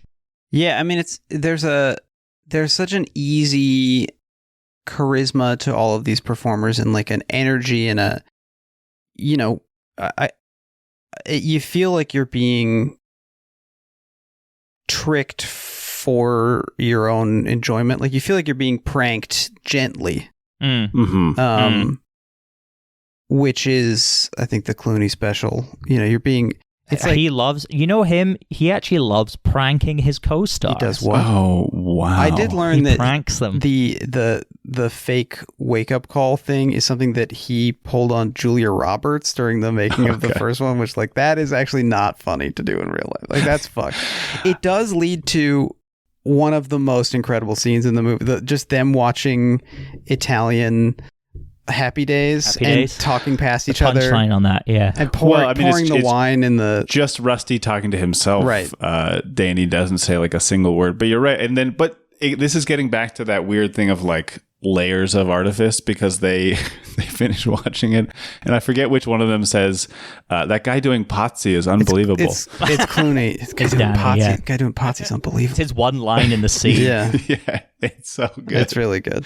I mean, this is a movie where 3 different times actors on screen corpse another actor. Like, I was counting it, and, you know, there's a lot of hidden stuff, but I think one of the twins does it to when Ruben needs to get in the toilet in the Amsterdam hotel. Yeah. And the second one's escaping me, but it is really good. But the third, the one I always was just like galling at is when Danny and Tess are driving away after being rescued by Cherry Jones, by Linus's mother, and Clooney is just like laughing, like he's just like, and there doesn't feel like a betrayal of not being in character because this is the film, and these people have, it's. I mean, compared to something like, interestingly enough, I saw that movie Wolves, the frustratingly titled Wolves. I saw it at its premiere at Venice, and it all felt incorrect. I was like, "This is bad," and I had to review it. And it's you know, John Watts is no Steven Soderbergh, and it really is badly directed, and it's a case study. I think it's incredible when you finally get to this on, you know, as a curio, if you ever do, because it is an amazing case study of going like, these are directors' movies. These are movies where people are. Yes, the celebrities have sort of like melded, the top line celebrities, literally just Brad and George, have melded their personas with these characters. But the problem with Wolves is when it's coming out and how it's coming out, it feels more like very cynical image rehabilitation, you know, similar to F1 or something like that, of these people who really would quite like to be back in those days where it was very easy to convince people that they're likable, as likable as they are. F1 even has Clooney looking at the Bellagio fountain, and it is edited by Stephen Mirioni, the same guy who edited these movies. It's or not Clooney, sorry, Pitt looking at the Bellagio fountain. I was trying not to be unkind, but you talking about Ted Griffin and the fiasco with him, and then, I mean, I think George Nolfi, he goes on to make The Adjustment Bureau, which I think is fine. With I think Damon. With Damon. What's the tagline? That's not the "Your mind is a scene of a crime" one, is it? Inception, it's got some stupid. That's Inception, which is effectively the same film. But, you know, the that's Adjustment the problem Bureau, with the Adjustment Bureau. I think the tagline is "The special hat lets you walk between dimensions." I think that's what the tagline is. It's an informative tagline. The Adjustment Bureau is, I mean, it's a Philip K. Dick adaptation, but it seems like someone trying to do a bad impression of Philip K. Dick, you know? So that's what I was going to say. And I mean, look, we talked about Terriers, the other Ted Griffin work that I'm a fan of. I think they're doing good work out there. But in terms of this being a director's film, there's a couple scenes of Rusty watching Isabel. And first of all, I think Catherine Zeta-Jones is like being beautiful through the power of acting. I mean, this might be like stupid cis man brain, but somehow they used makeup to make her look 20 years younger in that scene where she's next to the sitting outside the Pantheon. Yeah, like, I don't know. They just put. She has bangs as well. Yeah, but they hit the like young girls of Rochefort button or whatever. She has just a couple freckles, and it works incredibly well. Insane. But that moment where Rusty's watching her at the funeral, and then it cuts to him watching her apartment, and I don't know if you guys clocked this shot where he's like fully in a sodium lamp. Basically, he's just like bathed in orange. And I mean, look, that there are some times when direction and editing make a scene, and there's just like moments that sure, having him say, okay, he's still in love with her, but it's the music, it's the cut. It's the beauty, just the visual beauty of it. In the same way that there's a moment later of like a sideways airplane shot that I guess Soderbergh just sent the camera operator out and said, like, give me a shot of an airplane that nobody's ever seen before. Right. He turned to himself in a mirror and said, "You, camera operator, go and do it." Yes, exactly. But then I watched it and I think, I'm interested in watching this plane land in Fiumicino. I don't know. It's intriguing to look at this. I don't know what else to say about it. It's a boring comment, but I think that's the difference between somebody who gives a shit about the audience. Is like, I need to justify, even when the plot of the movie is silly and a foregone conclusion and sort of smug and proud of itself. Every shot has been generated to be worth looking at. You know, he is trying to make the movie worth your time, perhaps just on an aesthetic level rather than on a here's a made up bank robbery I thought of level. Right. Yeah. I recently interviewed the cinematographer of the television show The Bear. Okay. Drew Wade. I hope that's how I'm pronouncing his surname. Drew Wade. And the brief was to talk about the visual influences on the Bear, basically. So I come in there and we're going to talk about it, and I bring up Scorsese and I bring up Mann, and then he brings up, of his own volition, Tony Scott and Steven Soderbergh. So apart from just naming the four massive, guys for me, the Soderbergh thing, I mean, because on one hand there's in workflow, and there's the idea of, if you're going to make a television show, make on digital, and that's incredibly like visually striking. Make it like, what is Soderbergh doing? Like, think about function, think about not cutting corners, but maximizing your resources, maximizing the people and the time. But also you watch that show and you're like, yeah, this is cut and edited like Soderbergh would do it. We're doing a scene where there's 2 or 3 people talking and we are on one person's face. And he brought up as example the scene where just before Isabel comes to the hotel room, and we see everybody's face in the room at different places before it happens, and we're doing all these little these miniature setups as we're roving around.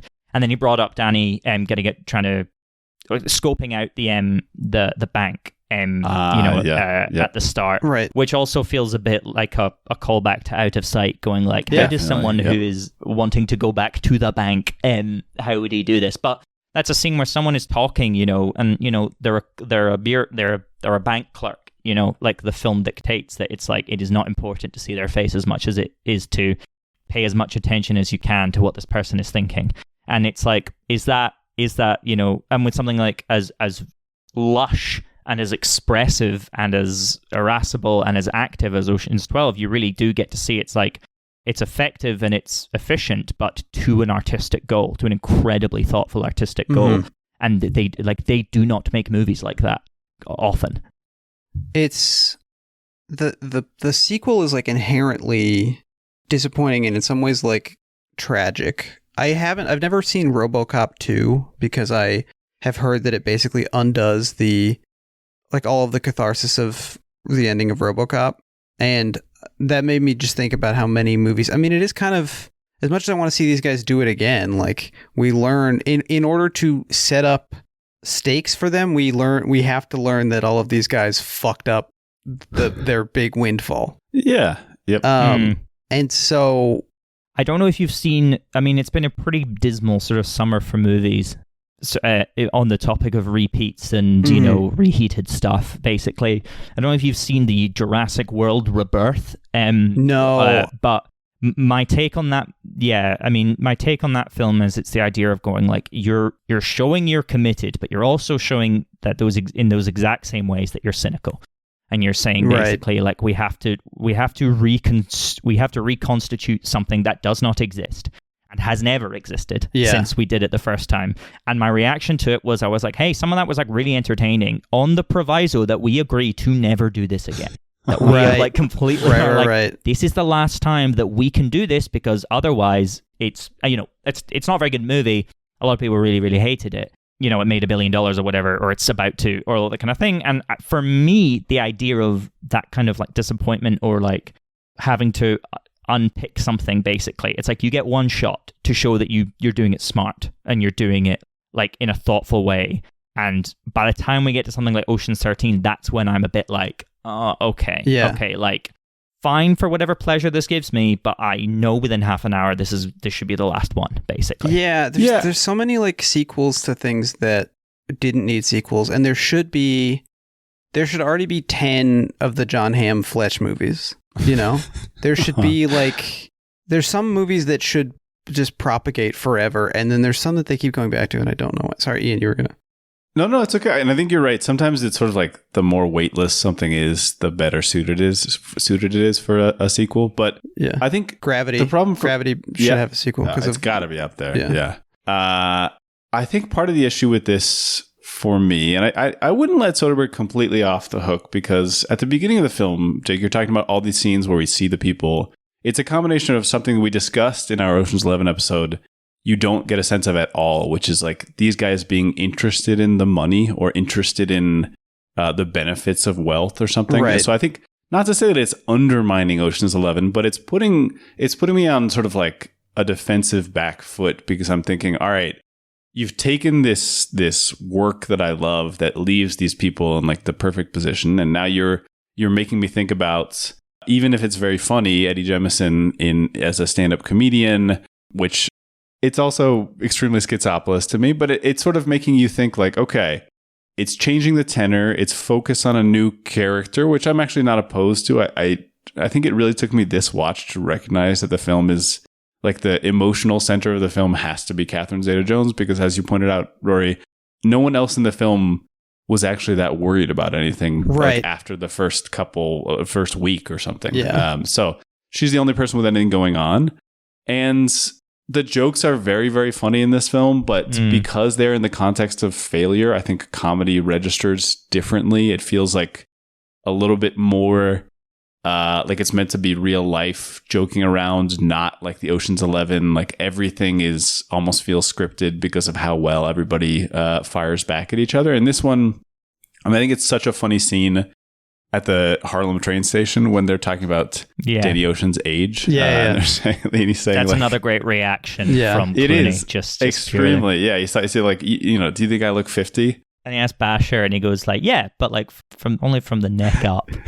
Like, why don't you just shoot it's me? all very funny, but again, this is sort of like, I don't know, because it's in the first film, it would have registered like, this is so funny because these guys have no problem, so they can like kind of jab each other. They can say like, you would do very well in Provo, because like none of this matters. In this film, it feels like, they're bickering because they're on the edge of disaster, and I think it works out for me, but I can understand how, as the audience, it could feel like an affront or something. And I think even Soderbergh and Nolfi talk about it being better on rewatches, maybe just because you understand what the film is doing now. Yeah, you know where you are.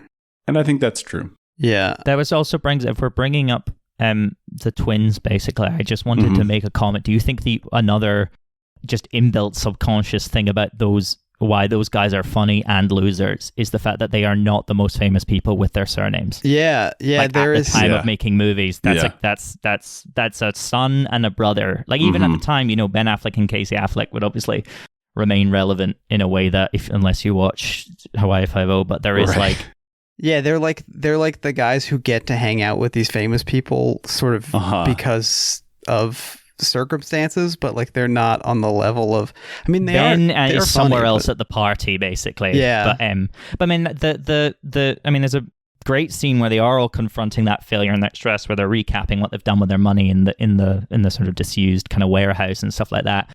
And it is, I mean, that's when I sort of like clocked. I was like, the dynamic these guys have is that they are like, not necessarily, it's weird because I think they're all brothers. Maybe they're all cousins. They're certainly all family members.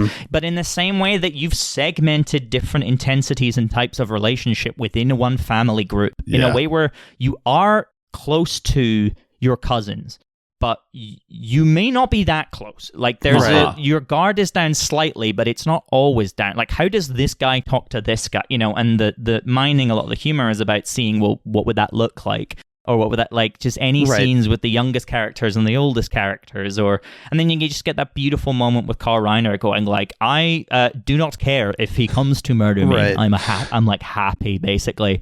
And then, the next time we see him, he's like just sitting at home, just existentially like agitated. And then the next time we see him, he's running into the museum saying he's a European doctor or something like that. Many pregnant women become ambidextrous. The best thing about that, or a couple, I mean, it's just so good that the Julia Roberts is the biggest 180 I've had on any scene or any sequence in a film, basically. There's a great bit where Basher is giving accent advice on her southern accent, which is a great throwaway and then also, I mean, Matt Damon as a PR person, it's just when Catherine Zeta-Jones is asking for the autograph and he's like, oh, wow, that's great. It's very unorthodox. Like, it's very Philip Seymour Hoffman and Big Lebowski as well. That very just like never drop the energy. But she's also doing a con, you know, like she's that's what sets her apart from a Terry Benedict, from all these kind of, from the cops or all that kind of thing, is that she knows the lingo and she knows the game and she knows just how to. And then Bruce Willis, the best thing about Bruce Willis is that he's just there, like he's just in the scene, and it's funny. He, I believe, was almost cast as Terry Benedict in the first film, so he was sort of a friend of the production. I think it's great. Has he been in any Steven Soderbergh stuff apart from this? I don't think so. I mean, the story was that they asked Julia Roberts, like, if this were you or somebody pretending to be you, who is the person that if you ran into them in a hotel would be like the most comfortable overstepping boundaries and like walking into your hotel room? And she said, Bruce. That's really funny. Can I tell you about some of the things the Julia Roberts scene reminded me of? Sure, Kimmy. Yeah, please, Kimmy. The Julia Roberts scene reminded me of the time Ian had to impersonate the little alien mummy those guys in Mexico pretended they found. Yeah. Remind me of that.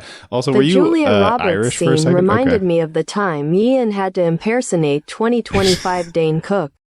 Okay, another thing that you think he looks like? The Julia Roberts scene reminded me of the time Ian had to impersonate one of the Muppets from When Sesame Street Makes Muppets that are just a regular guy. Yeah, he does look like that. The Julia Roberts scene reminded me of the time Ian had to impersonate a badly burnt foot. Okay. The Julia Roberts scene reminded me of the time Ian had to impersonate a bunch of spider eggs. Yep. Okay. The Julia Roberts scene reminded me of the time Ian had to impersonate 2025 Prince Philip. Oh, he's very dead. Probably about 3 more of these. The Julia Roberts scene reminded me of the time Ian had to impersonate Voldemort from the first movie where he's on the back of a guy's head. Yep. Okay. The Julia Roberts scene reminded me of the time Ian had to impersonate Louis C.K. going through chemo. Okay. All right. Okay. The Julia Roberts scene reminded me of the time Ian had to impersonate a Cliff Bar. He does look like one of those. Is that it, Kimmy? That's all the things it reminded me of. Okay, great. Thank you so much, Kimmy. It really got you thinking, that scene. Yeah. Have you seen the clip of early Muppets? Like, and you know it's early because Oscar the Grouch is orange. And there's a great clip where it's like a dog puppet or a real dog. It doesn't matter. I think it's a puppet because it looks a bit oversized and strange. And there's a guy sitting on the Sesame Street stoop talking to it. And then there's just a hard cut over his shoulder is the orange Oscar the Grouch. And it's Jim Henson, not who's it? Carol? I can't remember. Is it Carol Spinney? Carol Spinney's Big Bird. Big Bird. Yeah. Mm. Yeah. So he also does Oscar the Grouch because it's like a ego id thing. But it cuts and it's Jim Henson, I think, who's doing the orange Oscar the Grouch. He just goes, "What a dumb looking dog! You got a stupid dog!" Like, it's just so. He's like season one Homer. Yeah. Stupid. No, I haven't seen that. But that's really good. Something that's meant to be for children. They're too mean. Yeah, that's cool. I really like I gotta that. check this Beautiful. out. Yeah. Ian does kind of look like when they just do like a guy Muppet, though. No, you're right about that. Sometimes he looks like that. Thank you, Kimmy. So, other scenes we want to talk about, other things we want to talk about. My favorite scene in any of these movies is them getting arrested trying to go to the museum. Because, I mean, not just the stuff of Danny and Rusty, you know, getting like hounded, walked away by the police and looking disheveled and cool and all that kind of stuff. The scene where they're all queuing to get in and, you know, they realize in real time that there's 4 faces, you know, that the additional faces that they're looking for and they're trying to make the right decision of when to turn away. I think it's I mean, the music obviously helps because it's just incredibly scored and soundtracked film, but it really does capture that idea of, you know, okay, scatter. Like, you know, like we've never been in this situation before where we've thought we could win. I mean, he has that great line where it's like, he's going through the time and he just goes 10:45, we all get arrested. Like, that's just an inevitability because this is so flimsy and we're not acting, you know, with certainty. And there's just all that kind of stuff. There's a poster for Ocean's 12, which is absolutely beautiful, which is just all their legs running.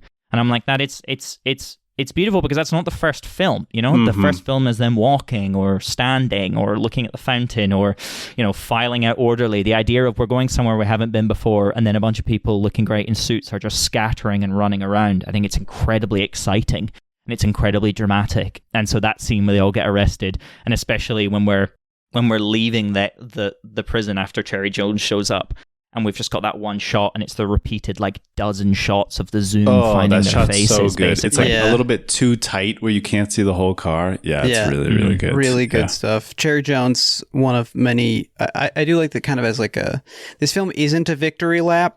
Like it's definitely trying something odd and trying something daring, but there is a sort of victory lap aspect to the casting where he brings back so many people from other. Like it's the Soderbergh gang kind of all gets to be in here. So we've got Catherine Zeta-Jones from Traffic. We've got Cherry Jones from Aaron Brockovich, Albert Finney from Brockovich, Jerome Crabbe, Topher Grace comes back, Jerry Weintraub comes back. It's like... Does he make a Frankie Muniz joke in there? Yeah, he's... Topher Grace? Yes, he has does, this, like, yeah. I didn't know if that was below the belt or not. It was Rusty difficult. says, I don't know my Frankie Muniz. Don't. You didn't have to go all Frankie Muniz on me. I think the joke is that Frankie Muniz was I think the joke is that they are implying that Frankie Muniz is unstable when he seems like a normal guy at the time, I believe. Yes. Yes, I'm trying to think of a similar example, but they're like whenever they're sort of a very clean cut kind of person, and then they come into a movie or something, and they're being it's horrible. Whatever. Like accusing, I don't know, Morgan Freeman. It's like suggesting exactly you're playing on image. Yeah, suggesting that.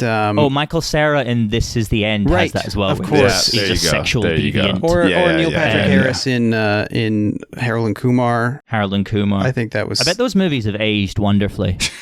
I don't. Ace Ventura style. Yeah, I don't know. They're making another one, isn't it? Because Cal Penn is no longer like he's not directing drone strikes anymore. I was about to say Obama's too busy with other guys now. Yeah. Okay, what if Obama and what if Barack and Michelle produce the next Harold and Kumar movie with their because of their like shingle? Absolutely dog shit production label? Like, isn't Julia Roberts in the bad movie that they did? Leave the World Behind. They didn't make any good ones. Yeah, it's. Oh, yeah, they did. And also it's got a few people in it. Mahershala. I was noting also that it's weird that Mahershala. There's Ethan Hawke. There's an actress who's in Industry who's fantastic as well. Yes, Myha'la from Bodies. I know her from Bodies. She's terrific in everything she is in Industry. Is a great show as well. But another one, my girlfriend. It's like one of the first shows I watched because when I was courting my girlfriend, when we briefly lived in the same city, like in Edinburgh before she moved to London, and we were like long distance, she loved Industry and was like, oh my God, it's such a great show. And I was like, haha, I will watch it because I fancy you. And I will. Yes. We can talk about it. And she was like, oh my God, this episode's so stressful. I really want to like see your reaction watching it. I was like, cool, let's make a date. Like, come over. Like, we'll watch this. I'm ready. Let's watch it now. Let's do it. Yeah, I'm not busy. Where are you now? Yeah, exactly. That's how I ended up buying a bunch of Modest Mouse CDs in high school. Didn't work out the same way. A woman really wanted to see my reaction to Float On, I guess. Oh, wow. Okay. See, what's great about is I just have absolutely no idea what you're talking about. Oh, Modest Mouse is an indie rock band from the early 2000s, and they had a radio hit called Float On. And a girl I think I've heard of Modest Mouse, but Float On. The best thing about Modest Mouse is the tweet where somebody says that the guy from Modest Mouse sings like someone's chasing him with a garden hose. That's the best thing about Modest Mouse. That's a really good thing about Modest Mouse. You know, his brother is that Hasidic rapper Modest Yahoo. Come on. Hey, shut up. Hey. Do we have any final thoughts here as we draw to a close? I like this movie. Can we talk about the breakdancing laser grid scene? Because that's probably the most memorable. Like, yeah. I mean, I'm going to say Jake and I were just recently, I believe, off pod, just doing some light ribbing about the entire concept of capoeira, especially among white guys in the United States. Yeah. But I actually think it's pretty cool here, guys. Sorry. I thought it was cool when I was 12, and maybe that's why I still think it's cool. It's not, I mean, it's always so close to being really dorky. Well, so I think it's like very dangerous territory. But I think it kind of works. To put it in a movie with Catherine Zeta-Jones so close to the film Entrapment is... Well, I don't think that's a coincidence, right? That's I've seen Entrapment, and it's actually kind of fun. It's stupid as fuck, but it's kind of fun. It's a great New Year's Eve movie because it takes place at the turn of the millennium. Oh, okay. But it's... The lasers from Entrapment are my auntie. Sorry, what? You're, Auntie. okay, you're... Okay. The two of you should probably be auntie. Yeah, all right, thank you. Yeah. The scene is silly. My famous podcast girlfriend insisted that she saw the lasers hit Vincent Cassel multiple times. I also thought that when I was a kid, and I still kind of think it. And I think also when you see him go up the stairs at the end, I think you can see there's like sort of apses on the side of the room that I think you could have just walked through and gone around. But it's, I guess, the idea is that this man is like, instead of having a big crew of people to think outside the box and work together, he's just going to hone his body like Lupin the Third. But also, it's a scene. Because I agree, when I first saw it, you're like, oh my God. I mean, and then you watch it and you're like, they've added those lasers in post-production because he's just danced around there and they've changed it. And it is screaming impossibility, the entire time. And I think it's a scene carried by the music. I think the music has I think so too. Although even that huge impact. When you start to question it, you're sort of like, what did this that's another thing of like, it's so trivial, it's so like he can be distracted, he can be his own mind, you know what I mean, that he is effectively just a more powerful thing than this. But also, when it comes in the movie, it comes as an inconsequential like plot detail. It's just it's a cherry, a little treat in the end of going like, just enjoy this little thing. And it's nice. I mean, when the song comes in, I'm not necessarily into like Euro electronic kind of music, but just they've edited the song to make it more impactful. They've condensed it a little bit, but just the way it hits. Basically, you have that bit when the melody is coming in after the beat builds. That is such a dopamine hit that it basically you are just doing the scene until that wears off. Basically, that's great. And that is the movie. That is the movie basically as well. It's a nice condensation of, well, this is what his movie would be like. Effectively, this is what it would be if he was like just this very kind of in control a lot. I mean, I love Vincent Cassel in the movie. I think he's such a brat, but so strange and off-putting. And you're like, this is the coolness for a different world. But see, the movie is that, and then I think the weird Schizopoulos part is it's also a scene where he is pretending to be André Simon, and he just like is wearing a very silly wig and a mustache, and that's like, that joke is basically the whole scene. There's not really anything. I mean, he comes in and is pretending to not be the guy who's doing the robbing, but beyond that, I mean, the film has such a weird taste for some of that stuff. I don't know if you guys had the subtitles on or heard in the moment where I think it's Ruben is asking, who's the guy on the $100 bill? And oh yeah, and then George Clooney says John Travolta. It's just like they're just goofing. Yeah, I mean that's what it's just like. All right, what is the purpose of this besides just sort of like doing something silly that some people might catch and some people, like an even smaller subset of them, might enjoy? I mean, there's a few. I mean, there's also a sort of like, I don't know how many times they say the R slur in the first movie, but they say it quite a few times. There's at least 3 or 4 uses of it. I'm primed because it happens between it. Topher says it, and then the twins say it a couple times, kind of back and forth. And it does sort of like, I mean, there's no way to sort of defend it other than like people would have laughed when this in the cinema, basically. And so it was a sort of like button pushing thing, but it does sort of sour the comedic. I mean, if you're sort of feeling a bit, if you're watching it now and being like, well, I'm not really on these people's wavelengths, that's really going to push you over because it really does kind of grind. I do like the jabs that they get in at Julia Roberts. Like, she doesn't have more horses than dogs. That's good. That sort of stuff. And she doesn't, I mean, it's great to do an Ocean's scene where the main person in it doesn't want to be there and is terrified and is angry. Like, the anger is really what carries that beyond the fear, which is just going like Tess would be apoplectic. And, if she found out this has happened. In the first film, when she finds out they're doing a heist, she's like, she's like a scolding mother. Yeah, like, she's she's like, a bit you of a and the nag. boys are doing something like I told you not to do this. We've already I talked told you not to about do this, and you're going to play your little games and your tricks and stuff. And the idea of I did notice also this thing also like at the start of the movie when she sees Terry Benedict outside and she's on the phone call to Danny, and what she says, like, there's a leak in the basement and the pilot lights out, they or have something like that. They have a little and he's like, it's code, safety phrase. Yeah. But I'm like, he's not in the room. Like, you know, like it's not like this is a kind of thing where I guess it's case like, you know, where I'm like listening on the phone. I guess someone's listening, but like in this case, the point of that choice is because it's a character moment, and it delivers something without saying it directly, and that's what Soderbergh wants to build a film out of, and that's what gives the movie, because it's very in keeping.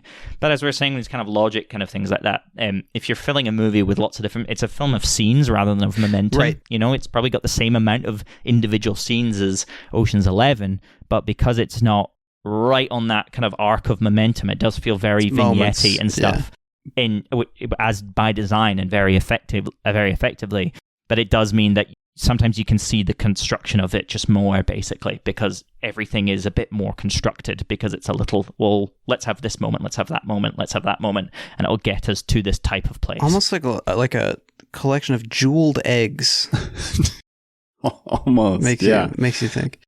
I mean, just to your idea about jeweled egg moments here, Rory, I think like Catherine Zeta-Jones is probably in the movie for what, 18 minutes or something total? I mean, her actual on-screen time is not it could be less. It's always shocking to find out how little people are in movies. Yeah, but I think like the way you sell her is because, first of all, the chemistry she has with Brad Pitt is really powerful.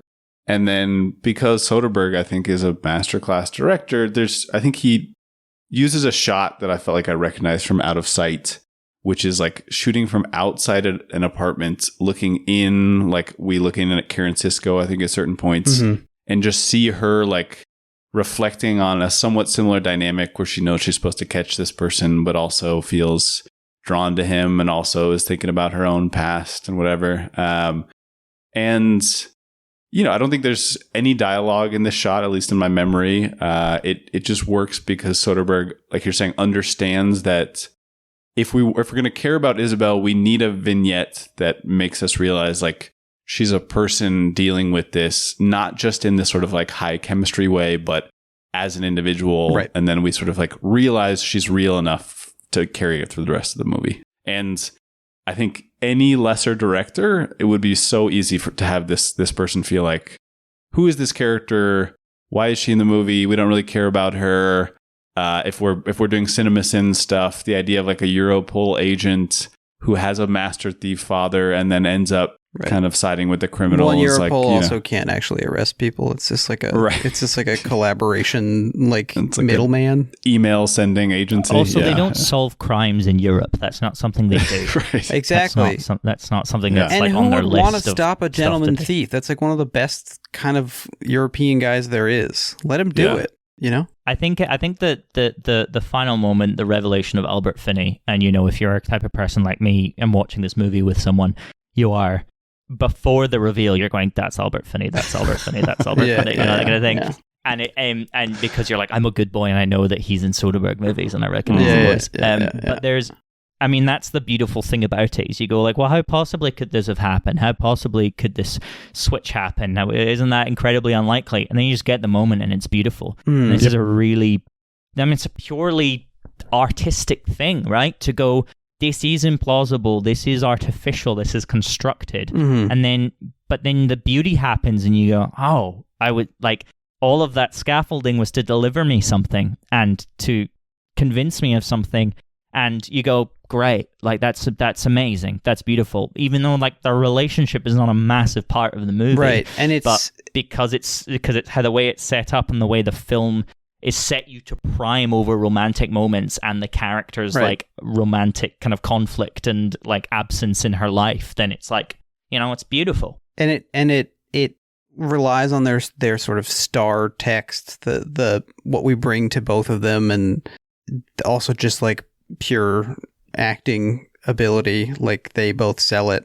And there's a little cut back to Rusty watching from like the archway, and he takes his sunglasses off and like puts them on his head, I think out of like respect for this moment. Like you can't be wearing sunglasses during this.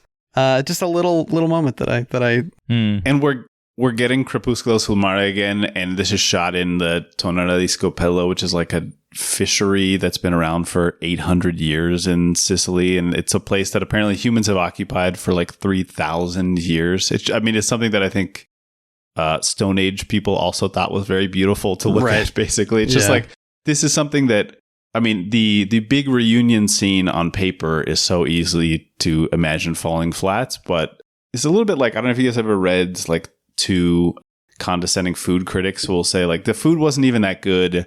It just had like a lot of citrus and salt and spice that sort of like hid the fact it wasn't good, and it just like tricked you into thinking it was good. And you want to say like, that's not a trick. Yeah, that's food being good. What would it be good? How would it describing. be good otherwise? You know? Yeah. So that's sort of what I would say the end of this film is like, yeah, sure, Albert Finney's barely in the movie. Lamarck is sort of like talked about more than he has any type of presence, and this shouldn't be that emotional. We barely saw Catherine Zeta-Jones in the movie, and yet it works because Soderbergh knows how to bring all these pieces together in a way that just gets it for us. It is a little disappointing that both Julia Roberts and Catherine Zeta-Jones basically don't show up in 13. Like they just... Yeah, that is disappointing. That is insane. I always remember the line where they said, we're not including them. And I go like, what were they doing? Like, did they realize that it's like, there's not much there for you? They were doing like Larry Crown and The Terminal or something. They were both busy starring with Tom Hanks or whatever.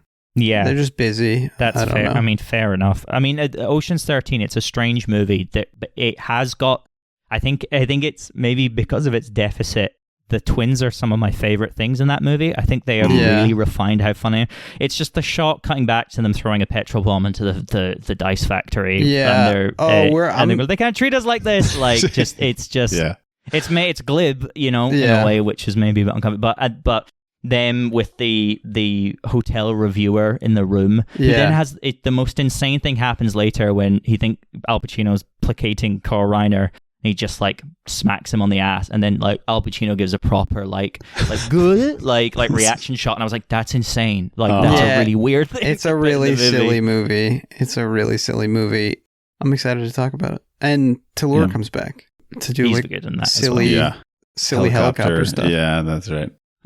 Rory, you brought up the European experience or the travel experience at the beginning of the film. I think obviously part of this movie, even Soderbergh said like he realized he wanted to make another movie when he went on a press tour for Ocean's 11 to Rome, and he basically says like the city was really cool. Yeah. And I mean, I think other people have felt that way cinematically. Exactly. Yeah. And I think that is part of the thing, and not to credit Europe too much, because part of the thing you realize when you go there is they're a lot less cultured than you've been led to believe. And actually, a lot of those guys are very racist in a way that might be recognizable to you. Yeah. But I would say that one of the cool things that's happened over time, maybe with great resistance, is that there's European buildings that have ended up becoming like public museums. And several of the places they shoot in this film, the villa in Lake Como, the Cat Museum, which is the place that they rob in Amsterdam. I bought tickets to that. I'm going to Amsterdam in like a month, and I bought tickets to the Cat Museum while watching the film again. Yeah, great. So there's those two things: the British school at the Villa Borghese in Rome, and then that place in Sicily. I think is also like a public access villa now, basically. And I think it's cool to imagine that even if these things were built on the back of contemporary equivalents to slavery, and also they tie into weird fascist visions of like what we should return to. I think it's a much better vision is saying, all right, these things happen, and maybe the best thing we can do for them is let everybody enjoy them. And I would say for the future, I do think there's an argument for beautiful public works. If you're going to build the next villa, make it a library, make it a adult continued education school or something. So bring the beauty of Europe to the people. That's my closing argument. Rory? Thank you. I'm going to try and match the poignancy of that. That was very lovely. I've been lucky enough to sort of write about Steven Soderbergh either directly or tangentially in my brief career as a writer, because he's a filmmaker. I love him. The beauty of having him in my life so much means I get to revisit and discover all the time. And I'm at this place now where I'm like, like films like The Limey and Solaris and Che, even. I mean, they're becoming like eye-opening basically to someone who was at where I was. I mean, two very economical genre deconstructions, but are the most moving thing. And then Che just being like, no movie like this has felt like this basically from this type of filmmaker, from this kind of thing. It's just very rare. And I wrote something when Presence came out, a film I admire and enjoy quite a bit, where I was like, this is a movie shot from the perspective of a ghost. Aren't all movies shot from the perspective of a ghost, basically? Like, isn't that inherent? Isn't that essential? And by stripping down the distracting and the artifice and the unnecessary, in quotation marks, don't we reveal that? And I feel like this, like the first one, does reveal that all movies are like magic tricks, are like cons, or they're trying to convince you of something, and not in a way where they are necessarily trying to trick you, but in a way where they're trying to reveal the beauty of what makes this a singular kind of genre. And it's why when I, if I find the first film genuinely beautiful and how slick and accomplished it is, I find a similar beauty in this in how far-reaching it is, and how it inspires so many different reactions and thoughts and feelings watching it, and you are watching while also being incredibly aware that it is artifice, and it is, seams, and it is all those things. And there has been no, in the modern era, sequel like this, basically. And I think that's just this thing of going like, maybe we'll get again, maybe it'll have to be something made in a different type of a far more forgiving industry, and a far less kind of just inherently backwards looking creative kind of pot. But I am kind of marveled at it, just in its inherent form. Beautifully put. I hope we do get maybe not another Ocean's 12, but maybe the next time appropriate, period appropriate vision of like, how do you recognize and enjoy it together? That's cool. Yeah. Morbius 2. Yeah. Yes. That's going to be the first film to kill its star for real on camera. Just kidding. It was beautifully put. I think this movie is like a, as with the first one, it serves almost as a little bit of film education, just by revealing to you that you were making assumptions about what was happening based on what you were seeing. It illuminates how you can be tricked, and you can take this with you to your next viewing appointment. You can watch The Adjustment Bureau and see that this is constructed. Now I see what's happening. Yeah, exactly. Yeah. Oh, the hats are how they go through the doors. I like this movie. I don't know. It's especially having rewatched Ocean's 13, which is like perfectly pleasurable. It's the kind of, that's a toss it on movie too. But yeah, this is like it's a surprise. It's an exciting thing, and I think it unlocks kind of it proves, I guess, that Soderbergh still has the stinker in him. Oh yes, unquestioned. Can we close out with our closing segment? Love to. Okay, we have one final segment to do on the show. It's called Popcornopolis. This is Popcornopolis, the segment where we ask our guest, do you like popcorn? Rory, do you like popcorn? You guys have popcorn over there? No, we just have sort of nails that we chew on in like dilapidating Blitz shelter cinemas. No, That we makes do. sense. We have popcorn. We don't have toppings on popcorn. This is a complete shock to me, basically, that the idea of putting liquid or butter, like, it's not like, why would you do that? But popcorn is my best friend Ewan, who has been in my life for like 10 years now, and now has now lives near me, and we live together and met at uni, all this kind of stuff like that. So we've gone to the movies together more than any other person I've met in my life, basically. And I like my what they call pick and mix of like fizzy candies and sweeties that you get. And the fact that they are objectively bad and kind of like hardened and too sugary and stuff like that is the appeal. Sometimes the gummies should get stale. Sometimes that is the best form of that gummy, depending. You don't want it on the because candy. if something's permanently in a perpetual state of form, then it's like, what have we done to this, and what are we trying to do, basically? You know, it's exactly like, what Ocean's 12 is about. Yeah, tasting mortality. That's it. Yeah, but so I do that. I don't mind popcorn. I like you know, you have the choice of sweet and salted in Britain, basically. I don't know. Okay. Or you can get we've mixed, got all kinds. So I like a mixed. I don't like it too salty because then it's too salty. I don't like it too sweet because then it's too sweet. Yeah. But we'd also now the bags of like pre-popped prepared popcorn, they give out a lot of like media screenings that are like, you know, ideologically corrupt and all that kind of thing. Yes.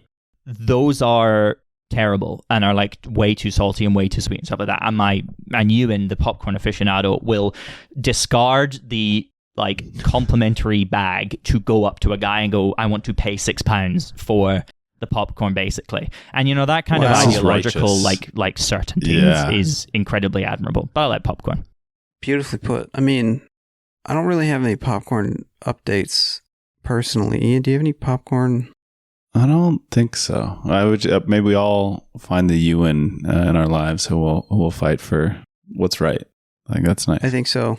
I think that's I think we should all look for that in Well, Ewan and Ian are like the same names, so they are basically. Yeah. But then Ian is also John. Yep. Isn't it? It's like Yan. Yeah. And Yvonne, and then my name is also Sean. No, wait, Sean is John. Sean John. My name is also Sean. I'm Seamus. I'm sorry. Yeah. And Jaime, and that's it. You know what your name is also, which is really crazy, is Santiago. I'm sorry? Yeah, is that real? That's right. That's real. Santiago is the Spanish name for the Apostle James, and it's considered a translation for James. Is that what the pilgrimage is named after? Yeah. Is it the Santiago? Yeah. That's right. Yeah. Big Catholic parents who went to do part of that pilgrimage on a wedding anniversary. Lovely. Oh, wow. Which was very beautiful. You know, very nice to do. Yeah. Can Catholics eat popcorn?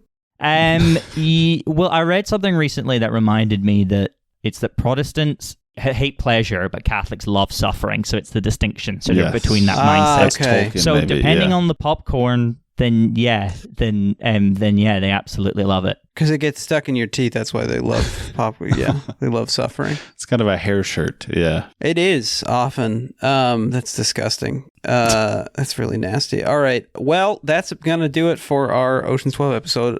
Rory Doherty, thank you so much for joining us. Thank you, Rory. Thank you for having me. It was. Is there anything you would like to plug? Well, if you're an editor of a film publication, I am available for work. Great. But no, I'm a freelance critic. You can find my work at a lot of great places: Flix, AV Club, Vulture, British GQ, Inverse. A lot of really cool sites. I'm very happy to write for. You can find me at Twitter. I think I'm at, or X, the everything app. But I'm at Rory Has Opinions, and then I'm on Blue Sky at Rory J. Doherty. And the J is for Santiago. It's for James, yeah. So there you go. I mean, how did I guess? It's pretty good. Awesome. Well, thank you again for joining us. This was fun. No worries. Thank you very much. And I hope it was as disappointing to the audience as Ocean's 12. Mm-hmm. As for us, if you, let's see, remember to subscribe, rate us, write a review. It helps us on the algorithm. If you like the show, tell a friend, tell your dad, tell Bruce Willis, and that's, tell Bruce Willis. Follow us on Twitter and Instagram at Pod Casty For Me. If you have any comments, questions, or concerns, or you're interested in co-hosting a two-person Steven Soderbergh podcast, you can email us at podcastyforme@gmail.com. All of this is at podcastyforme.com and shootingyourselfinthehead.com. Thank you to Jeremy Allison for our artwork. We will be back next week with a Patreon episode, and after that, I think, what is it? Are we catching up on some of this Michigas that Soderbergh's been getting up to? Is that next? I think we might be doing a little criminal Night Watch and Criminal, some of the scripted films. So lowest listening stats of the podcast coming up soon. Until then, bye.